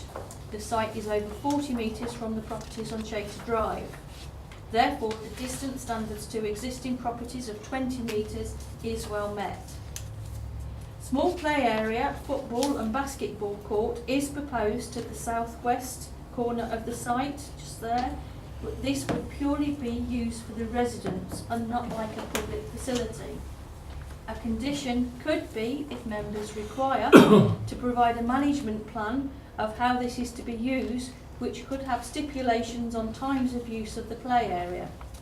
A condition could also be included to ensure that the boundary treatment and surface finishes minimises noise. An outdoor classroom space, sensory space and other recreational and leisure facilities are provided within the site, as well as an art block in the eastern corner. This is in the area shown here. Council's environmental health officers have requested acoustic mitigation along the north-east boundary via a condition. In terms of visual amenity, the style proposed is very contemporary with a mixture of glazing, quartz zinc, aluminium windows and natural materials such as larch, and but the buildings will not be in direct keeping with the area. However, the homes will provide a cohesive group within themselves and in any case will not largely be seen from the public areas. In addition, the NPPF states that innovation and good architecture should not be stifled.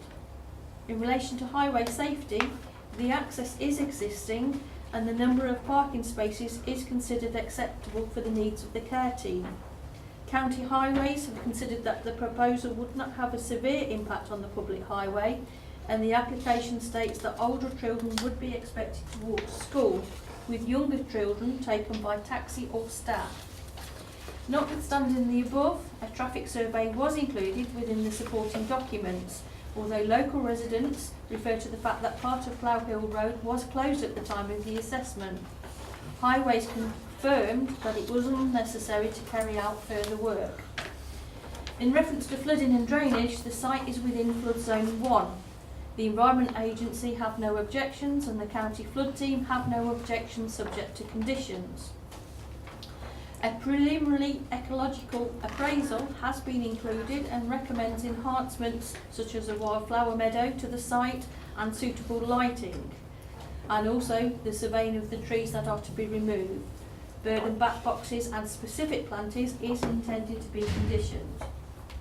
Biodiversity impact calculations show that there will be no net loss, and it's therefore concluded that in terms of the impact on ecology and biodiversity, the proposal is acceptable. Standard contamination conditions have been requested by the Council's environmental health officers, which is standard practice. Coal mining assessment concluded that there could be coal mining activities within the area. The coal authorities have no objections subject to ground investigation conditions. Therefore, the suitability of the site in relation to contamination is acceptable by a condition. In conclusion, it is considered that subject to the conditions as set out in the agenda, that the planning balance weighs heavily in support of the application and it is both consistent with local and existing and emerging policy as well as national policy. Thank you, Chair. Thank you. Some long words there, weren't there? Yeah. I do need Jean Miller. I'd say Gavin Miller now. Gavin Miller. Mr Chair, members of the Planning Committee, thank you for the opportunity to speak. We don't actually have a great deal to say. I actually didn't know I'd be speaking to about 5 minutes before I walked in the door, so I don't have any specific notes or anything. I just wanted to, first of all, thank the officers. We've been working with them now for some time in shaping the current application you see before you. One thing probably worth pointing out, actually, so it's Jackie had pointed out, originally the application had one home with a C2A usage, which was, it's a secure unit essentially. And we back in about May time, we did a piece of consultation work with the local community, which we did voluntarily. We wrote out to everybody and we invited them onto the site to see what we were proposing. And we realised that there was a lot of objection against that. I think local residents thought we were going to run that as a prison type service, which it wasn't our intention, but we kind of couldn't get around that. So that was when we made the amendment, and we actually, as a result of that consultation, we dropped that C2A use. And I suppose that goes back to what Councillor Hancock said about maybe doing the pre-application consultation, because we perhaps could have shaped that a little bit better, but hopefully we showed will in there by removing that C2A element. So yeah, obviously as you can note, any of the statutory consultees that we've gone out to, there's no objections there from highways and various other stakeholders. So yeah, hopefully we offer that sort of thing for your review. So thank you. Thank you. Are there any points of clarification? No. Okay. Thank you. Thank you. Jackie, anything else at the moment? In that case, Chair, prior to the meeting, there was a request from myself and Councillor Gussain that I could make a statement on his behalf to officers because his inability to attend because of his job. He did ask that, he did suggest that he was going to pass it on to one of his colleagues to read. I took it that it would have been one of the members of the committee rather than another, but we can... Does he have is there a ward colleague on the committee? No. If members are happy, I'm happy for the councillor to speak. Yeah? Thank you, Chair. Greatly appreciate it. So the follow comes from a statement from Councillor Gussain. Quote, the proposed development received numerous objections by residents of the Shire's estates, Plough Hill Road and through Galley Common. Specifically, loss of privacy, the existing trees provide ample cover and the site has been designated to be as private as possible. The applicant has also agreed to install opaque glass in the small windows that will face the rear of the properties on both Wagstaff Drive and Chater Drive. Cinema fire pit. These were drawn into one of the designs and were a cause of concern for nearby residents. I'm glad the applicant has confirmed that they will have no plans to either install to install either of these on the site. Impact on traffic. The biggest issue we need to deal with now is traffic. We need to ensure we have restrictions in place during the build and once the site is fully operational as a care home, taking into account the massive overdevelopment pushed onto this area by the controlling group of the Borough Council. During the build site, traffic needs to be kept to a minimum. May I suggest restrictions in place not to allow deliveries before 9:30 a.m. to avoid any further congestion during peak hours. Further, once the site is operational as a care home, we need again to maintain deliveries to a minimum and ensure that bin collections are arranged during the daytime. The developers have already agreed this and have also agreed to plan shift start and finish times to avoid the busiest periods, for which I am grateful. Thank you for that, Chair. Any points of clarification? No, thank you. In that case, can I, to enable debate to take place, move the recommendation, which is a grant planning permission subject to the conditions printed. Is that seconded? Seconded. Any member? Councillor Wilson? Thank you, Chair. I'm aware that there has been a lot of, I don't know whether it's shown any light or heat on the debates on social media, but one, and Catherine will know I've been burnt by this when I was first elected over a similar situation in Glen Eagles some time ago. My declaration is already there that I work in the county and family court, so I get to see cases which involve children in care, and I've dealt quite closely with those over the years. One thing which really annoys me about these debates, you can debate about the rights and wrongs of the planning, but when you start to go for the children, that's when I think you are doing something wrong. And I think some of the debates I have seen on social media about this have tipped into going after the children rather than focusing on the planning. And I think as a committee as a whole, I think we would unanimously say that is quite wrong, and we will not condone that. I think this application is actually quite needed. It's better than some of the other applications we've seen for children in care, actually, because there was one in my ward. I think there was also one in Councillor Tandy's ward as well, Magyar Crescent, wasn't it? But this is, to an extent, isolated, but within the community. There's that separation there. And this is dealing with some of the most vulnerable children in our society. And working in the field that I do, I know that the greater proportion of children taken into care actually comes from the north of the county. So it's more likely to be our neck of the woods upwards that will be affected by this. These are children who you could just go anywhere, down any street, doesn't matter which one, and they could be affected from 7 to 17, and the impact is different from different age groups, but the work that these people can do to help these people integrate into society and overcome the trauma and the bad start in life that they have come across, I think is something that where the planning committee can actually do something right, both in terms of planning terms and in social value that we can add on this front. I think this is one of the better applications we've seen, actually, and I hope that it will do some good for those children who are very damaged and need every assistance that they can do. I've seen that firsthand and seen some very distressing cases, and I hope that we can actually do some social right in this case from this committee. Yeah. Councillor Tandy.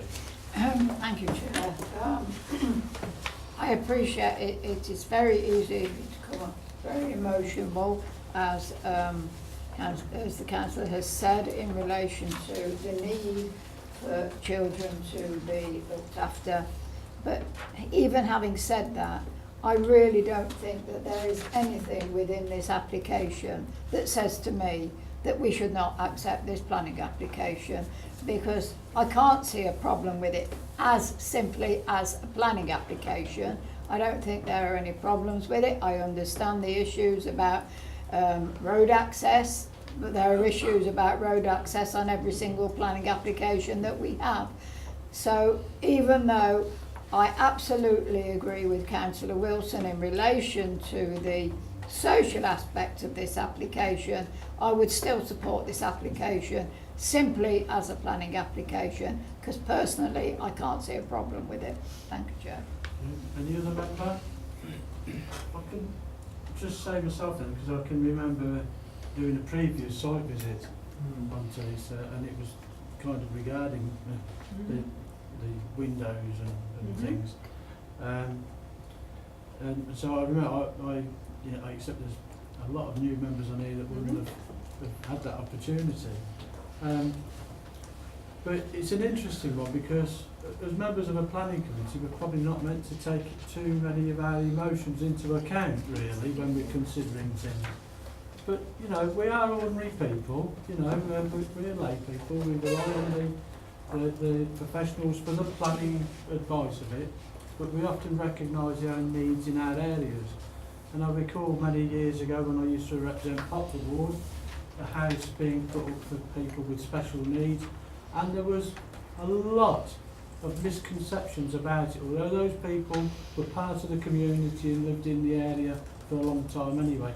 So it really upsets me when I hear comments from people about, I couldn't understand the logic of this one, number 5, care homes for children should not be placed in a residential area where many children live.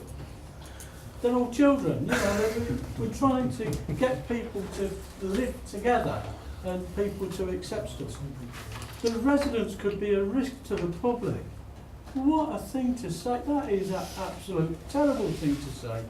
And it could increase crime and antisocial behaviour. Well, it might be, maybe people want to break into these premises. I mean, I don't know where they're coming from sometimes. So anyway, before I go off on board, the recommendation to grant planning permission subject to the conditions printed has been moved and seconded. All those in favour of that? That's unanimous, thank you. So that's approved. Thank you very much. Okay, we can move on to item number 5. Land off the long shoot, Nuneaton. Thank you, Chair. The proposal relates to the Bellways Phase 2, shown on the right-hand side. This is the Phase 2 application here. This is the Phase 2 application there. The blue, or purple, in this case, on this, is the Phase 1 development. This is a Section 73 application to vary 2 conditions applied to earlier approvals. The application has been reported to committee at the request of Councillor Conrad. On the left of the screen, as I say, is the red line of the location plan showing the Phase 2 and the Phase 1 developments. Highway safety, the proposal seeks to vary the approved layout plan in condition 2 of the original approval. The changes are minimal and simply replaces a no-through road to continue the road up to the northern boundary. This is to link in with the Calendar Farm development approved to the north of the site. We're referring to access there. This is to link in, as I say, with the Calendar Farm development, which will then link into the approved Persimmon site and across Higham Lane to Top Farm and into the Taylor Wimpey development off Weddington Road. The amendment will allow a route for the proposed distributor road from the Long Shoot through to Weddington Road. The requirement for this is within the emerging borough plan. County Highways have no objection to the amendment, and it's considered a betterment or gain by officers. Condition 9 refers to the treatment of biodiversity within the phase. Biodiversity offsetting is used to calculate what the site provides pre and post development. The legislation states there should be a net gain. The applicant is requesting an amendment to the last sentence within previously approved condition 9.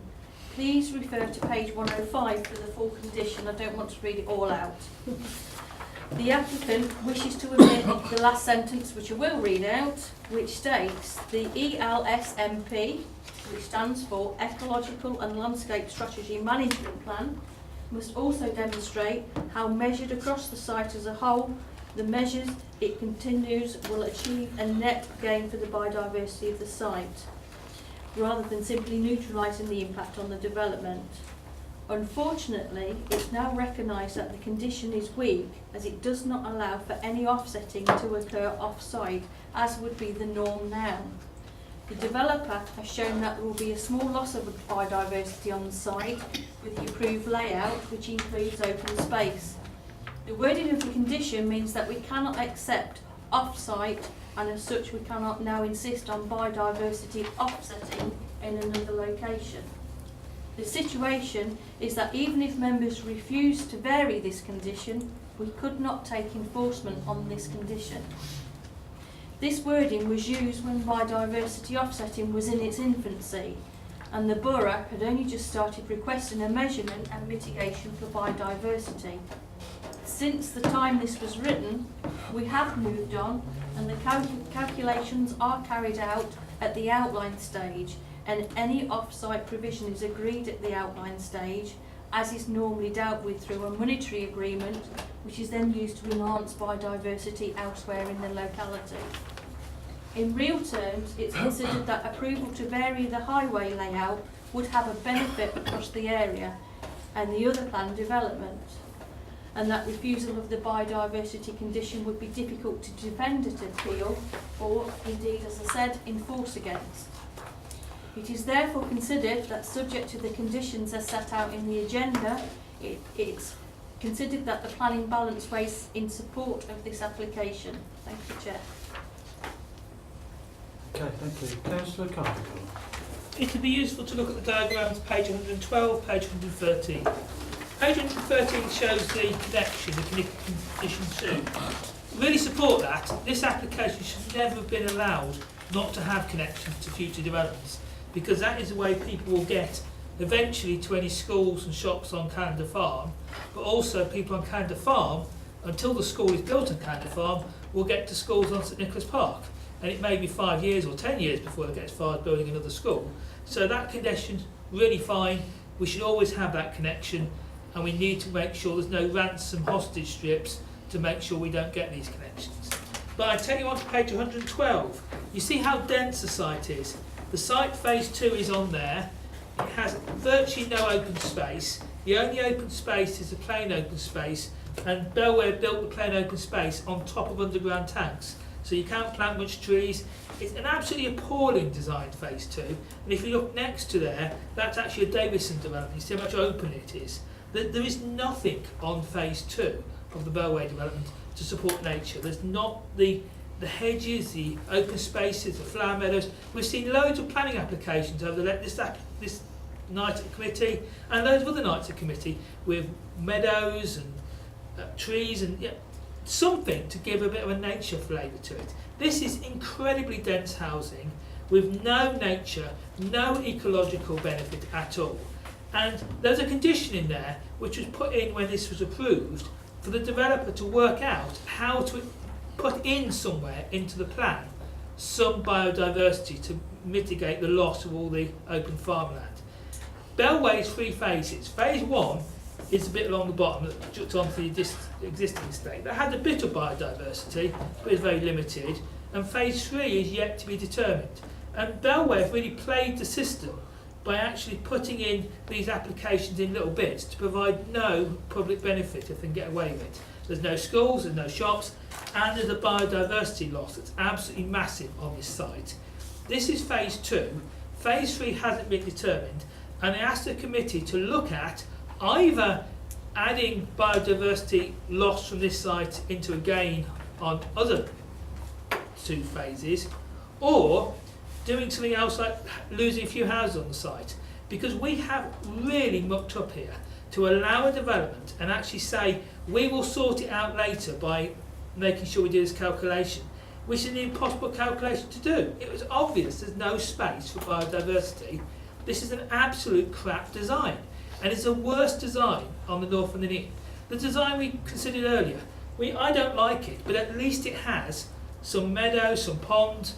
It is a livable environment. This is unpleasant, and no way they've got away with cheating here. Thank you. Any points of clarification? No? Michelle Thunderford. Thank you. Let me just find the right page. Earlier this evening we've heard lots of things approved subject to the conditions written in there. And it just really concerns me that it would appear that these conditions aren't worth the paper they're written on in a lot of cases and things. Because the number 9, no development shall commence until an ELSMP has been submitted to and approved in writing by the council. So before any houses were built, this plan should have been accepted and what have you. And that plan should demonstrate how we were going to get a net gain of biodiversity. Therefore, that condition hasn't even been adhered to, because it should have been apparent as soon as that was put forward that it wasn't going to, be possible and things.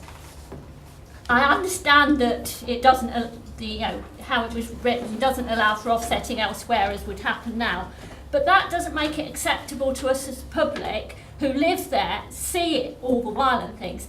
It's unacceptable, I believe, to simply discard the condition without substituting a different condition or agreement that allows offsetting, somewhere else, particularly as there is adjacent land, phase 3 that they want to do. I mean, we actually are right by this site and things on the original St Nicholas Park, and we have already seen a decline in, the animals, birds and things. So, we don't want to lose any more. And the whole thing should have actually had a net gain. We've just been told that not only is it not even just staying still, we're actually losing biodiversity and things. Therefore, I'm really concerned that, we are absolutely being, thrown out to the lions in effect and things, because, people say, oh, well, it's okay because they're going to have to do this, they're going to have to do that and things. And then suddenly we're being told, oh no, that can't be done and things. We'll just throw it away. We'll just drop that bit that they need to have a net gain and things. So, I mean, we've already been told that it would be unenforceable, so I really don't know where we go and things. But I think it is absolutely unacceptable that you can just discard a condition. Development started it said on the application form on the 1st of May 2016. So we're over 2 years into this and things. So it shouldn't be coming up now when the building is just about, getting towards its final stages and things. And now suddenly, we haven't got enough biodiversity and things. It's just not acceptable. I think there needs to be some way that the committee can find to, rewrite condition or have to put some other agreement in place to, mitigate this. Well, I don't know what to call it. It's dreadful. Thank you. Perfect timing. Any points of clarification? No, thank you. Jackie, anything to come back on at the moment? I think hopefully Catherine will agree with me. We do take this as a learning curve. We do hold our hands up. We have learnt by this. As I say, biodiversity was in its infancy when this was approved. We've realised our mistakes and hopefully we're correcting them now under our applications. Having said that, what's approved is approved in terms of the number of houses on the site. We can't go against that. We can't ask, as I say, with offsetting for it to go on to another phase. We have to take each phase on an individual basis. In terms of the ecological construction management, I don't know whether...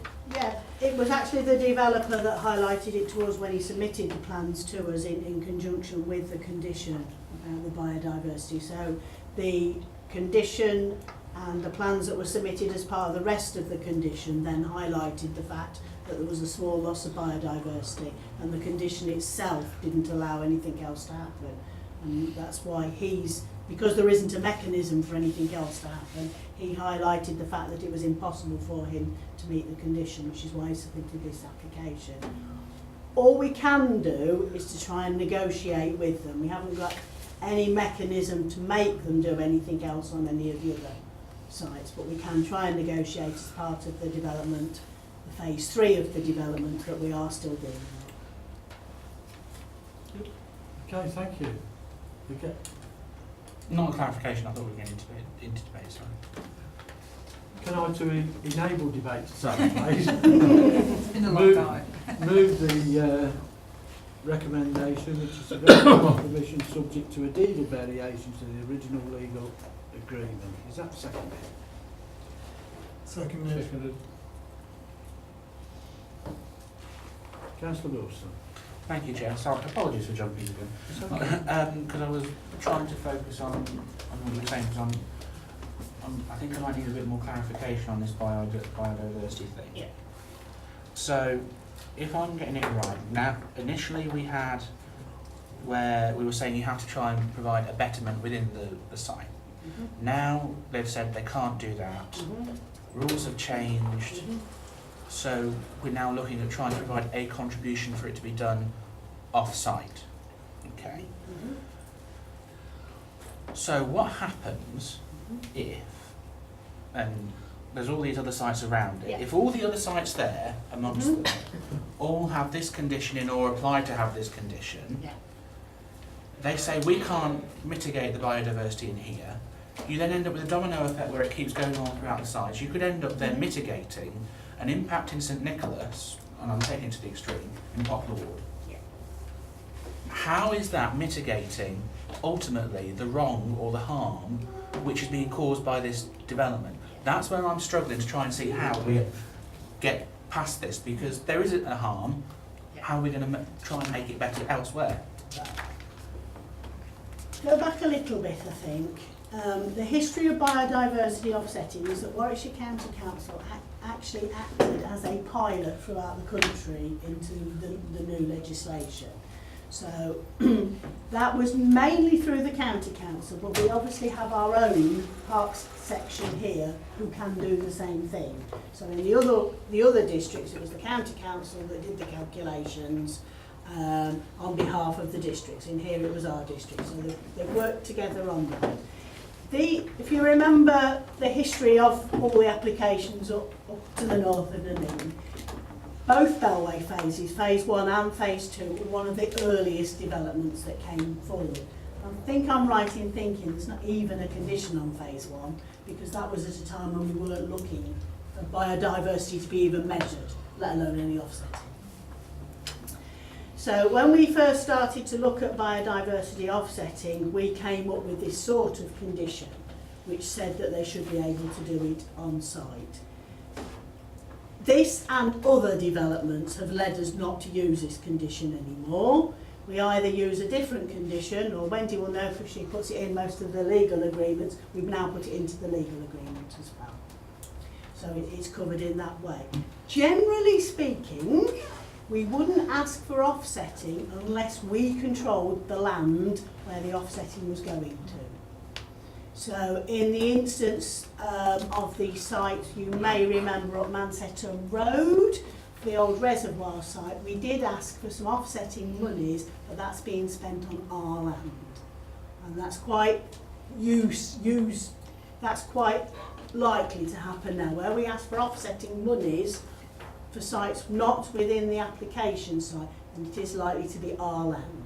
So we still have control over that. On some of the bigger sites, similar like Callender Farm, which is having it within the legal agreement, I think that legal agreement's not yet signed, the offsetting will be on the rest of the site. So it may not necessarily be where the houses are, it will be on the rest of the site, or within land, with, as I say, with land in our control. If the only offsetting, I know you were using Poplar and Weddington as quite, but if the offsetting was away from the site, then we wouldn't consider that was acceptable. And so that we wouldn't be accepting that of a developer if they couldn't offset it very close to us. So where will the offsetting be happening for this? Well, because they can't have any offsetting with this condition, the only thing we can do and we haven't got the teeth, if you like, to make them do it, is negotiate with Bellways to put more than they would normally on the site, which is phase 3.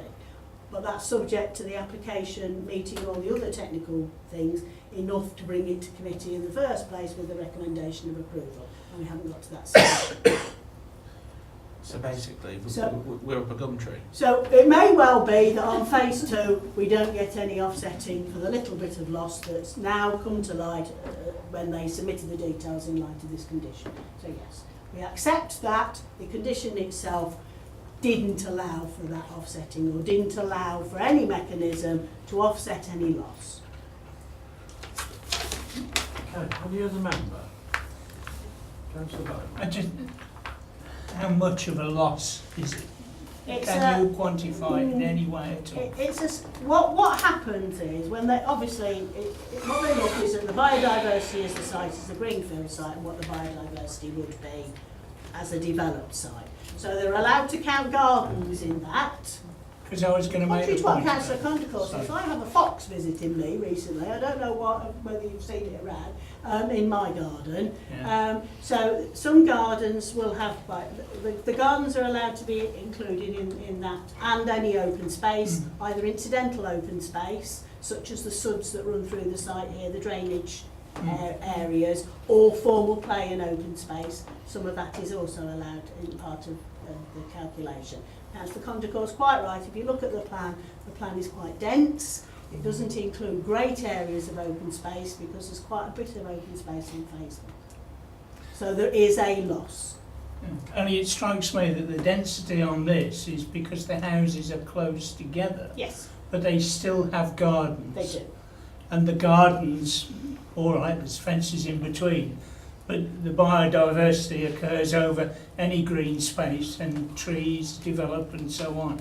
So there is plenty of opportunity for some biodiversity to appear as a natural result of the gardens being laid out. There is, but the developer has no control over that. I'm looking at a planning application that's likely to come, and the people who back onto it have got pitifully small gardens.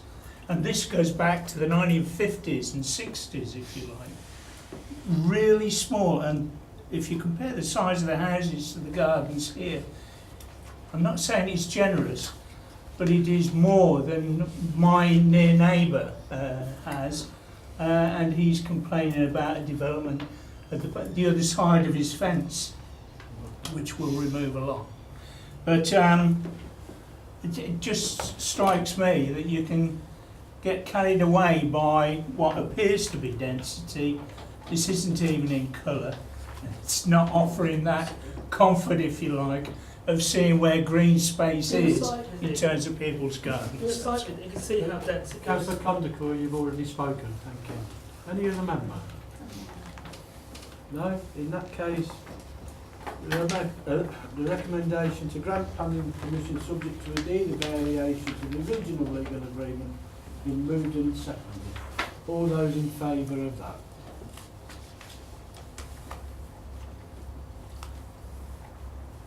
And against? And abstentions? Okay, so that's approved. We can move on to item number 6, 8, Riverwood.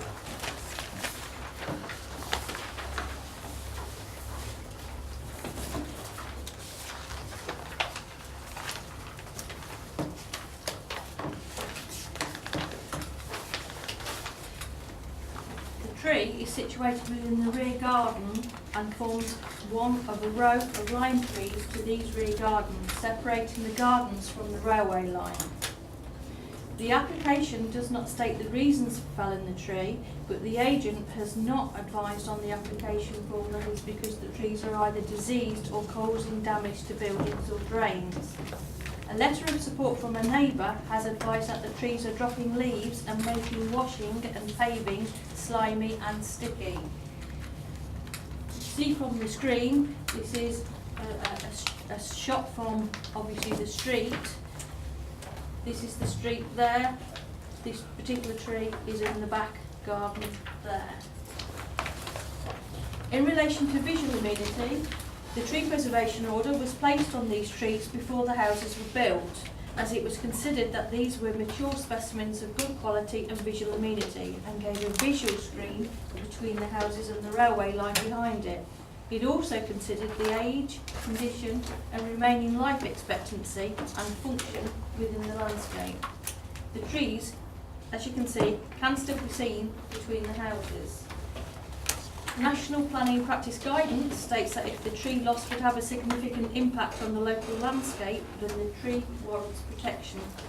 The drawing on the right of the screen is the plan provided within the Tree Preservation Order schedule and shows that there is a protected lime tree in virtually every other garden along the row, and it's considered that by allowing this tree to be removed with no real justification, this could set a precedent for the loss of the other trees. The agent has advised that if approved, a replacement memorial tree would be planted, but has not stated the type or size.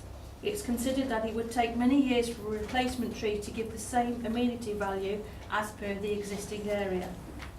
The council's tree officer has stated that as there are no structural issues with the tree, that consideration should be of its amenity value, and that whilst the trees are hidden to an extent by the houses, they can still be seen from the road as a row of trees.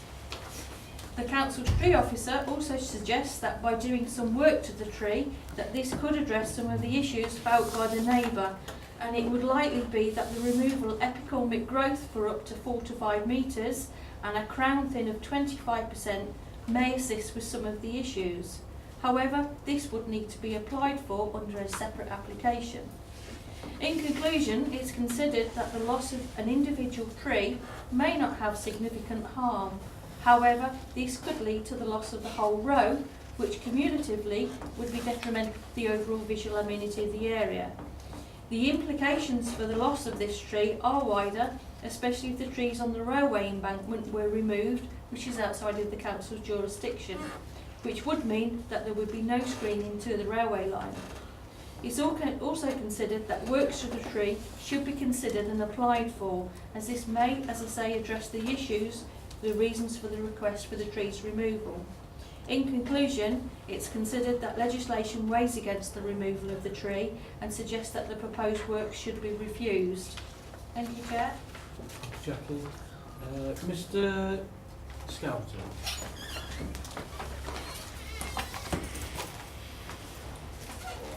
Thank you, Chair, for this opportunity. I don't want the tree to be thinned or pollarded. 2 up from me, 2 down from me have had the pollarded. The tree's been pollarded. It grows back at an enormous rate. It's unbelievable. I'm estimating probably 2 years from now it'll be as big as my tree, and this was only done 2 and 3 years ago. It's extremely messy and causes damage. I've replaced the patio, the raised patio at the back of my garden 3 times. The brickwork to the raised patio area I've replaced twice. Under the Tree Preservation Orders and Tree and Conservation Areas in the Town and Country Planning Act, a TPO can be reversed if it is a nuisance. I have to clean my garden nearly every day. I power wash once a week, not to mention the health and safety issues caused by the residue on the patio. When it becomes unbelievably slippy when we've had a slight downpour of rain. And you know, I look after my grandchildren on a regular basis. I also get a lot of falling from the deadwood from my tree. My tree has a TPO on it because it apparently has a high amenity value under the same Act. Amenity is defined visibly, individually, collective, and a wider impact on other factors such as rarity. My tree is not rare, nor is it visible, and has no individual impact, let alone collective. It's only visible by my immediate neighbours. The embankment at the back, owned by Rail Track obviously, but to my knowledge, I've lived there 20 years, I've seen them attend the trees at the back once, and that was to cut down overhanging trees to my immediate neighbour, and that's the only time I've ever seen them out. It has been suggested by the tree surgeon and arboriculturist that I can replace it if it's allowed by yourselves by an Acer palmatum. They've given me 3 variants: green, Niskiki, and a bloodgood.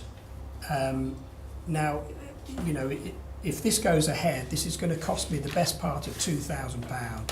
I haven't thought about this lightly. This tree is an enormous nuisance to myself. You know, to have it felled and the stump ground and planted and staked and maintained by these people, it's a cost of £2,000. The reason why they've suggested these trees, these have a waxy leaf which won't attract the aphids and green fly that I have, causing such a mess in my garden. I've recently had Darren Grant from your planning office come and see me. You can wind up, please. Yes, okay. This is my last point. He actually said, as he entered the garden, I can't believe this has a TPO. And he also said it's got an awful lot of deadwood, which it has, and he tapped the trunk and he says, I believe this tree is diseased. Thank you, Chair.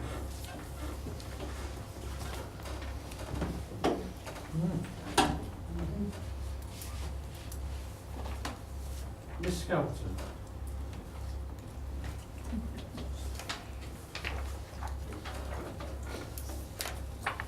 Councillor Andrews.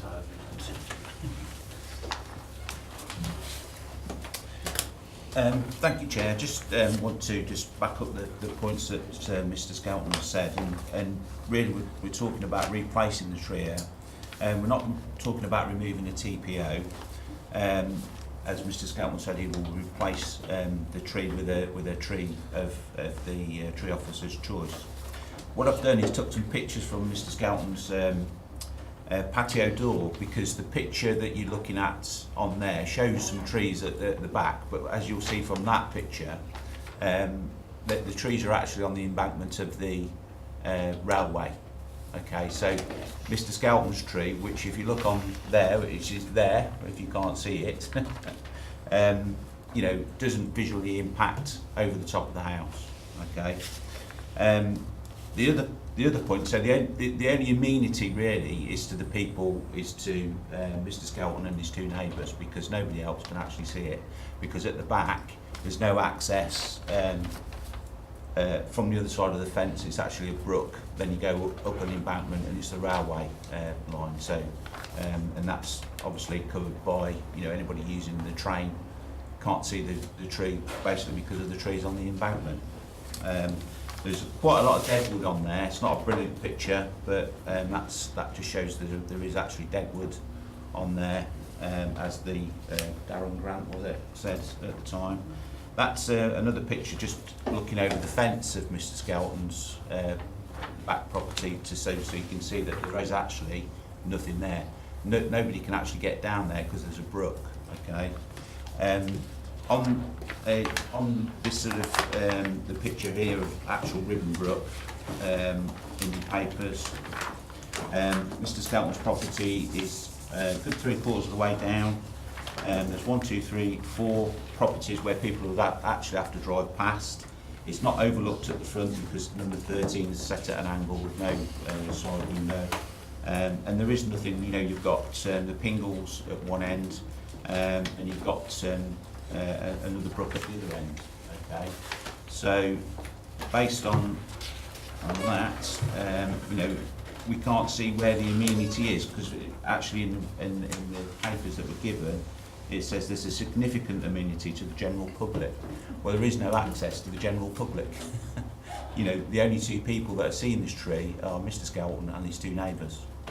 Okay, so what we're basically asking for is that you know, Mr Skelton is allowed to replace that tree with a suitable, more suitable tree, if you like.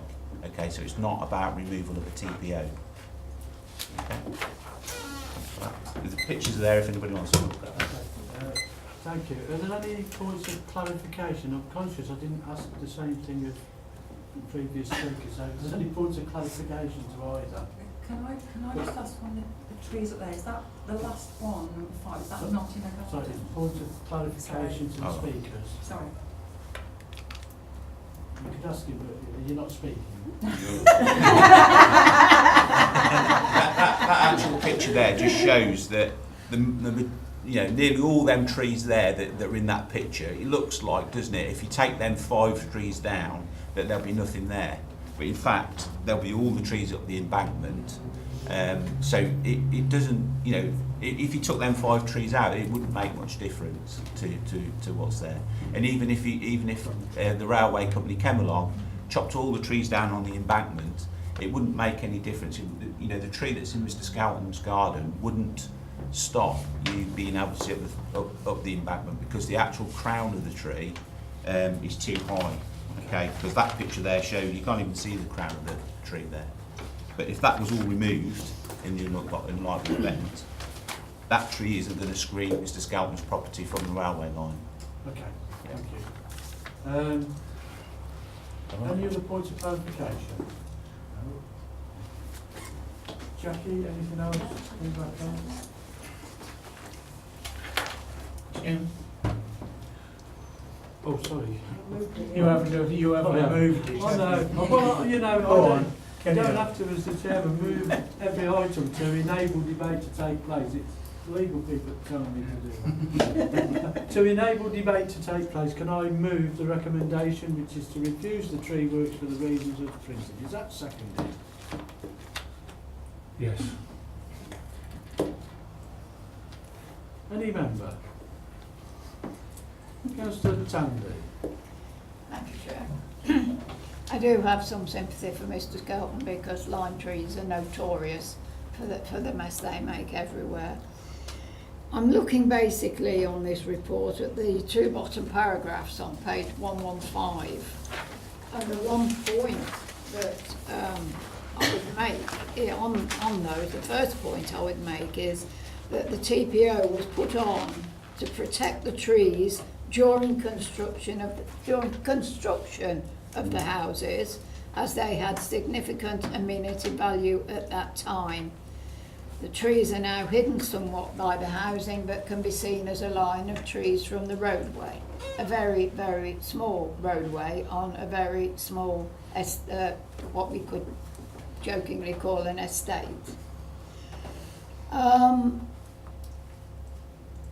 If you look at my only concern is, if you look at the map, the tree is in the middle of all of the houses, and we could well have individual applications from each of the other houses, and if that was the case, then so be it. We would have to deal with them individually. And my first thought was, well, perhaps the residents would want there to be just the site of the railway embankment and the railway there, but it has been explained already by Councillor Sargent and Mr. Skelton that there are trees there already that would actually mask the embankment and the railway. They are my only concerns, Chair, but just on the basis of the length of time those trees have been there, and Mr.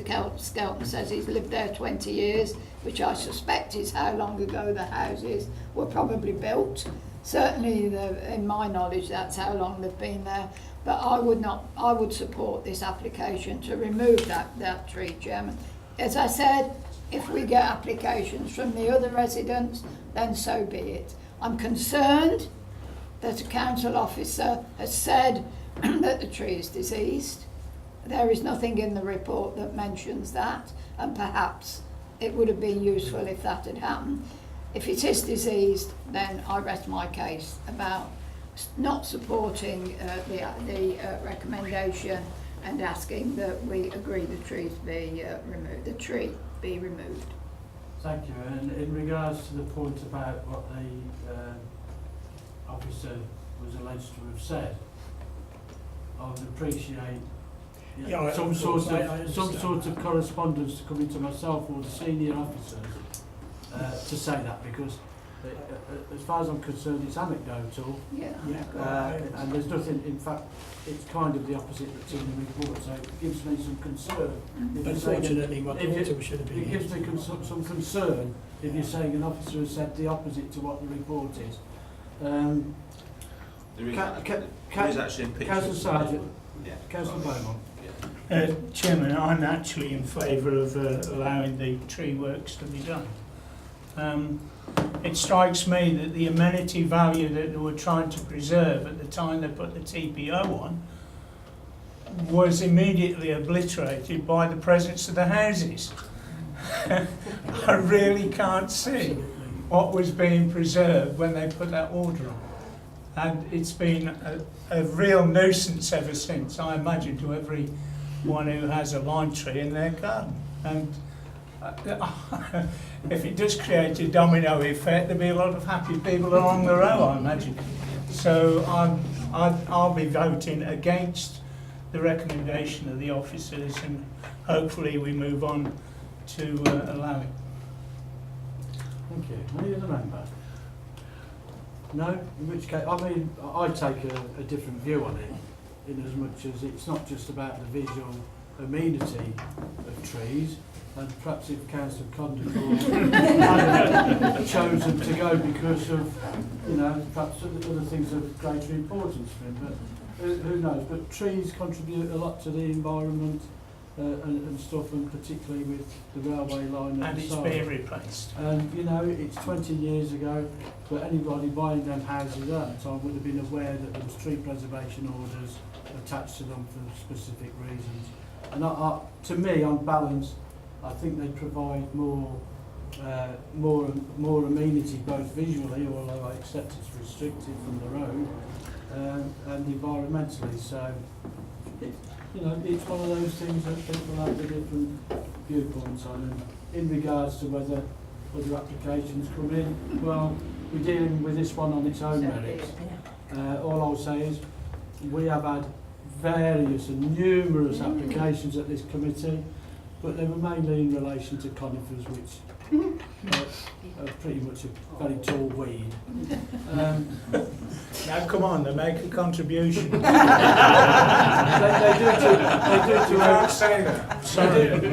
do to oversized pigeons. Anyway, there's going to be a vote for or against, and we'll see which way this goes. And but it's been moved and seconded to refuse the tree works for the reasons as printed. All those in favour of that?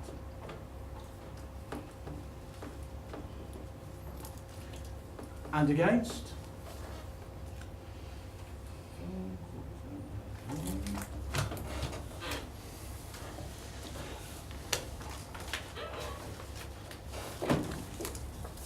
The application hasn't been approved.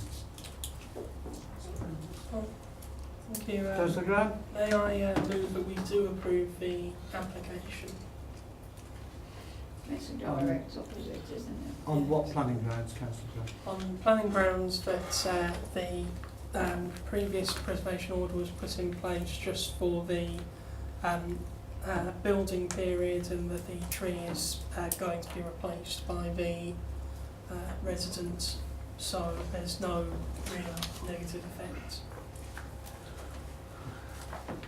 Chair, I think I would move an amendment to that and simply say that we refuse this application, that we agree that the tree be removed simply because it's a nuisance to the rest of the residents. Just a perfectly simple resolution. Yeah, I just want to be sure, because obviously there's a loss of a tree, but your amendment, if it is one of them, I'll have to think about that, wouldn't guarantee there'd be a replacement, would there? Strictly speaking, when you remove a tree cover by tree preservation order, you have to replace it anyway under the legislation, and that tree itself then becomes part of the tree preservation order. So I think it's probably along with Councillor Graham's Okay, if that's thing, what you but think. So would replacement could I tree suggest that yes, a condition become a be condition, attached yeah. that a replacement tree Of similar uh, size. Yeah, I'm quite happy with that. it can be of similar size. I think it normally But- says of a size to be agreed with the local Yeah, that's what planning size and type to be agreed Yeah. with the Chair. council. Are you happy if we agree that with the applicant direct? Yeah, well, Yeah. I don't think it's something that would come back to committee Yeah. normally. No, that's what we normally do. Yeah. So I just want to be sure, sorry, I want Yes. somebody that was seconding, I'll second Councillor Your- Grant. taking on I'll board. taking on board the That's great. points I made. Okay, And so, the condition that Councillor Hancock suggested. yeah, so, right, it's been moved and seconded that we allow the tree to be removed and that a condition be attached that the type and size of the tree be agreed with the officers by delegation. Yeah. Yeah. Is that the enough? Yeah. Right, okay, all those in favour of that? 1, 2, 3, 4, 5, 6, 7, 10. Against? Carney. Couldn't do it, could he? Just couldn't